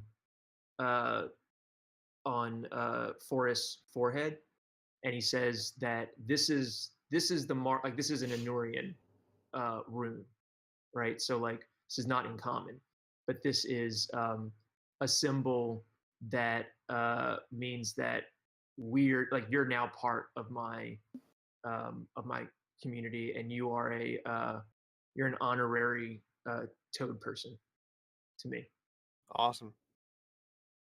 I'm gonna Forrest has like a little, you know, I kneel down and give him like a little steel or whatever my gauntlets are made of hug. A gauntlet hug. Fist bumps, double fist Yeah. bump. We will definitely be in town for a bit longer. We still have more work to do through the corruption of all the families and helping to restore things. So I hope we do run into you sometime in the future and continue to fight for the good of the people here. Excellent. Well, with that, boys, I think it's time we head out. All right. Yep, time for a nap, I think. Okay. Definitely. I definitely think that is a great place to end this session. Yeah, I think we see all the animal folk sort of like bedding down and getting, there's like a good party there, and then we see the party leave without Bufo and head back towards the city to go and find the rest of their journey. And we'll pick up there next was it December 8th at 9 a.m. PST. Before we stop the stream, we'll do some XP and some stars and wishes and things like that. But that is the end of that session. Thank you Yay. everyone so Yeah, much. thank you. That was really fun.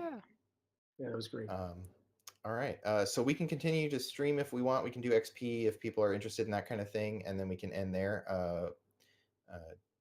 If anybody has to go, like, is everybody good to stay and do XP and stars and wishes and stuff like that?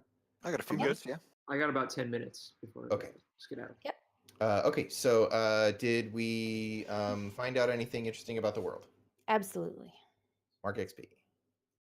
I I'll take do not know XP, where the 'cause I didn't XP think any of questions it was are. particularly interesting. Did we loot a treasure? If you count freedom. Friendship. Friendship. I was gonna say. I think Friendship we is the looted best friendship, treasure. guys. Yeah, I think we count that one. We freed a bunch of people. So Yeah. and I cannot find the level up move for some reason to find the other I think. questions. Did everyone do their alignment? Yeah. Oh, yeah. Well, there's one more world question. I know. Apparently, I was buying time until Kurt found it. apparently 3-4 gave me his life because he's What? gone. Mm-hmm. He Sure. sacrificed his life and he Yep. owed it to me. So To save you. Oh, here we finally go. fulfilled that one. There you Oh, go. look at that. You get XP for that bond. Now you can replace it. Did we defeat a notable monster or enemy? Kill the Cthulhu. Yeah. I would say we defeated several. So yes. Yes. Yeah, that was the other one. So 3 XP there. Oh shoot. Did I use magic to directly aid another? I think so. Yeah. Okay. Perform your art to aid someone else. Yep. Yep. Leap into danger without a plan. That's the best one. That's You the know- best one. Usually I just throw somebody, and I didn't get a chance Uh-huh. to throw you at somebody. What was yours? man.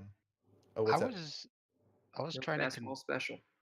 yeah, I was trying to confuse you when you were holding him up on your hand and you were gonna punch that dude. I was like, just launch the hand with the dude in it, with the frog in it. Yeah.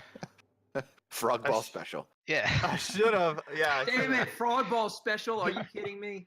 Oh, that's awesome. So Raven, what is your I am alignment? Toad. Toad My ball. Toad alignment. ball It hurt. It's the problem is your picture on Roll20 is frog, and it constant. That So is Raven, what true. is your alignment? It is liberation. Free someone from literal or metaphorical bonds. Yeah, definitely. Definitely. I think Definitely something helped with happened. that. And Forrest, yours is defeat an opponent, right? Punchy Yeah. bit. Defeat it. Worthy Yeah, you opponent. definitely get XP for that. Yeah. All right, so everybody got all their XPs. It's- Can So stars and wishes. I'm gonna let Rob go first in case he has to bail. Yeah. Oh no, that's okay. I don't have to go first. Okay. I have to think. Okay. Well, I want to give a star to Wonderful So, William real for quick, your awesome speech. Oh, go I ahead. wasn't here for the last game. What are stars and wishes? Oh, so Stars and Wishes is a procedure, like an end of game procedure, where you say some things like standout moments, highlights, things that you thought were awesome. Those are your stars. And then wishes are things you'd like to see in the next session or in the future. So, like, I'd like to see more of X, or something I would hope to have seen in this game that we didn't really touch on. So one of my stars is Wonderful William's speech introducing everybody, and also finding a way to sort of take over the wave breakers and capitalize on the liberation of all these people. Like, how is this going to benefit me? In the midst of this like really heartfelt stuff, because I'm sure Bufo is going to get a million stars because I love Bufo, and yeah. And my wish is, I think my wish is to see. I want to see. One of my wishes would definitely be to see Bufo return sometime in the future, down the line, maybe the finale of this city, if that's possible, or just more time with Bufo. I love Bufo so much. I would be I'm gonna down miss with that. Bufo. I would be so down for that. And all like I want him to be like all scarred up and like battle hardened. Like he's just been He's been on his own doing- adventures. yeah. Well, he's just been like leading tidal wave like off in the off screen, and Fighting like the who good fight. knows what crazy shit he's been getting into. Yeah. And then I want to see more Raven, more Raven weirdness, and find out more about Raven and his deal. So those are my stars and wishes. I have a star, so I want to give a star to. I love Raven. I think I just love like Raven being like just slinking around in the background, and then coming off like a total creep, and then like the reveal is like, no, I'm just your familiar. I'm like your best friend that you can ever have in the entire world, and like now we're just going to be together forever. I just think that's I love amazing. it so much. For a wish, I'd like to see. I never say this, but I'd like to see more combat. I want to see more like people just like mixing it up where like it's the whole group fighting. I actually really like the gladiator combat, but Yeah, that was cool. I want some like melee, like some a fracas. First couple times we did that, it did not go well. Well, that's the thing, right? No. It's like it's great when it's like it gets real messy. You can get Yeah. real messy fast, especially when you have five PCs that can get out of hand, but Yeah. in a good way. I got effed up pretty bad on 2 occasions where I had to be carried out by the rest of my crew. Well, Forest Confidence definitely started where it already is at the beginning. Yeah. And so you were as confident that you could kick someone's ass then as you are now, but you didn't have exactly the skills then. So Right. yeah. Yeah. Definitely. So I'll go. So I'm going to do a two tiny stars. One of which is I love Raven. That's absolutely hysterical. Mhm. Awesome. I'm going to give another star to Forrest finally rolling anything over a 5. Yay. And his dice actually coming and literally becoming the character he should be. Like that was the problem. Yeah. He was doing all these fights in the wrong situation. We needed to get him in the pit, Yeah. on the sands, and that's where he shines. That's where he's gonna actually do his thing and embarrass anyone within a 100-yard radius. Yeah. So we just Yeah. have to build. We have to build one Yeah, just everywhere real we go. quick, A real portable quick. pit. We got to build an amphitheater. Hang on. And then of course it's be foolish not to give a shout out to Bufo and just I love his entire arc. He's a very entertaining character, and I definitely have to concur with Kurt that we need to see him again before this is all said and done. For sure. Can I like give another like just to reflect that star real quick on Kurt for like going whole hog into like building stuff for that arc to happen. that wouldn't have happened if Kurt, as the GM, hadn't been able to. So what you're saying is it wouldn't have worked if he had cock blocked you every step of the way. And Sure. No, That's what I'm saying. I definitely think that Kurt did a really great job of incorporating the world and story that your character had in with what we were already doing, and really seamlessly kind of making our stories intertwine in such a beautiful way. So I completely agree with that. As for Wish, it definitely came out of this game. I think I want to see William become a new house. Yeah. Wonderful agree with William that too. Wavebreaker. Yeah. So I guess I'll go next. It's so hard because I kind of want to give everyone a star because everyone had such great moments, I think, in the game and really like shined with what you're made to do, right? Like William was able to be very charismatic, not just there in the pits, but there at the end with justifying everything and making, the wave breakers really seem as horrible as they are. And Forrest was able to really kick some ass, but also like open up in the emotional feely ways that is uncomfortable for him. And God, the introduction of Raven was just magic. And I mean, if that's my wish, is for Raven and Adelaide to get some more time together to really explore that relationship and see where that develops. But They would have Bufo, no time apart. yeah. That's how familiars work. Yeah. But Bufu definitely gets a big gold star. I love that character so much, and I love how noble he is. And this group kind of was in a gray area when it came to morality before we came to town and met Bufo on the boat and all that. And I think that you became the moral compass of the group for the short time we've been The together. important thing is to turn that morally gray in a direction. Right. Yeah. Not aiming. Aim these You people. gave us a better focus. Before we were just kind of aimlessly wandering, and you've definitely your character was able to give us that compass and that direction that I think will continue with us even when Bufo's no longer with us. Yeah, on a for sure. daily That's basis. Well, I mean, amazing. we're all just kind of neutral, just kind of muddling through life, like, whatever, general kind of like, I don't really care what's happening. And then as soon as somebody comes who's like, oh, we really got to do it this way, it's like, yeah, sure, we'll do that. And then that just becomes like the theme. It's like, it's just a good thing that you're a good guy and not a bad guy because we'd all be evil right now. Well, Yeah, I mean, yeah. if Bufo comes back and you guys have made a total heel turn, that could be some serious drama. That could Yeah. be interesting too, right? Yeah. For And sure. the tidal wave comes for you.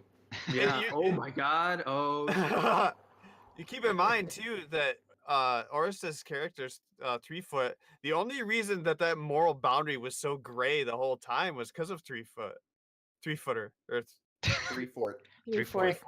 The 3-4 definitely had a little darker gray streak to him than the rest of us, and so it pushed us in that. But Orestes, what are your stars and wishes? So for my stars, I'll have to give 2 of them. One to Bufo, one to Wonderful William for that whole talking up and slam dance poetry thing in the pit. That was the best. I could just imagine that happening and everybody just, what's going on? What's okay, sure, let's go with it. Yeah. That was awesome. And then for Forrest just to come out and absolutely like embarrass the guy and start dragging him around the pit. That was really cool. Yeah. Yeah. It was great to see Forrest sort of come into his own and get some Yeah. more screen time with Adelaide, and that was really nice. And then for wishes, like I definitely want to come back and see battle scarred Terminator future Bufo. Oh yeah. Yes. He's seen Yes. some stuff. He's been Yeah. It's like the Resistance robots army. are attacking. He's got one I know, cyborg arm. Puppers. Yeah. Guest star That's it. Puppers. Puppy. He's gonna Pupper have Scandal. Pupper Scandal. He's gonna have more bionic A robot arm. Yeah. yeah. Ah, So I'm gonna have difficulty not just like handing out a star to everyone because that's how I felt. look, Bufo is such a phenomenal character. He his character like literally, like we were talking about Bleed, like literally raises me up to the point where I can play my character to where I feel like I could dominate anything, anyone, anywhere. And enjoying the dance with the ribbon attached to the and his humbleness, like of like him being totally strange to me, but yet I felt like I had no need to know him because my character just accepted him because he was so humble, right? And then of course the Raven reveal is just amazing. It made me crack up and smile. It was awesome to see that. It was awesome actually to be a part of that, especially for my first campaign. To have a reveal like that and have you guys all respond that way just shows me how much more crazy and awesome it was. And then with Night Sun, the way I think with the way you were able to support me and then like blow up my head so much, it made me realize, like for so long, my character didn't understand your ways, but now like I have this thing where I'm like, I only want your ways. You know what I'm saying? So I have to give that to we you. do it there. at 11 or not at all. Yeah, exactly. Yeah, I love that he wasn't just like pumping up the crowd, he was pumping you up. Like you were like, yeah, I'm gonna fight somebody and I'm gonna go. And then he started talking and you're like, let's do this. Like it's Well, I am like he even got you revved up too. Yeah, I defeated a dragon by myself. Wonderful William said it was true, so it was true. Yeah. Like I was pumped, and I don't understand this lying thing very well, so yeah, no, not at all. I like that Wonderful William is rubbing off on your character because you're out there like shaking your fists and like trying to yeah. Dude, and it definitely did not feel like the kind of thing your character would do in the beginning. Yeah. But like made sense now that you've seen how Wonderful William works. Yeah. I think it goes along with that. I've seen your ways and I want to do them too. Yeah, I want them all the time. And for Adelaide, I'm growing like to let down my walls, and it was great for her to even as a person, RL, and as a character, to constantly provide me the opportunity to number one, practice RPing and be my character, and number two, show me how to transition in such a delicate way with a first character. That was really fantastic. And of course Kurt for just being amazing, creating this environment. And like I told someone before, I can't remember who it was, but time and time again I come into this, and my biggest difficulty with RPing is getting so involved with it that I just want to watch and listen to the story and not play a character. Mm-hmm. And then every time when it comes time to be a character, I'm like, oh, but the story's so good, I don't want to. So I really have to hand it to all of you. Honestly, like I know you probably, I don't want to diminish the value of stars, but honestly, this being my first campaign, I really have to hand out a star to everyone just because it's a phenomenal thing for me.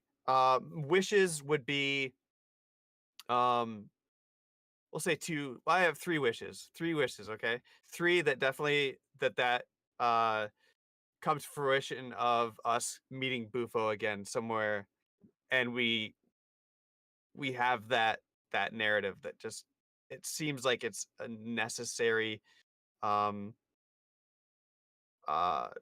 strong chunk of narrative that could take place. The second is to see how Orestes plays out the Raven. It's gonna be fascinating. I love that.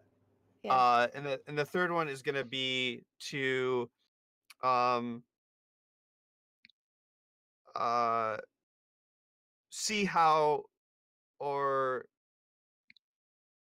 just to have some sort of resolution, because I feel like there's this continual climax between Forrest and Adelaide that is Bum, like, bum. Tension, you mean? Like yeah, building tension. Yeah, just building tension, with no resolution. And I really would love to see a way to sort out that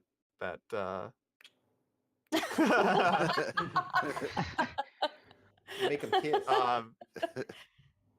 So yeah, more, that's more, my more character development. yeah. Yeah. Well, cool. Yeah.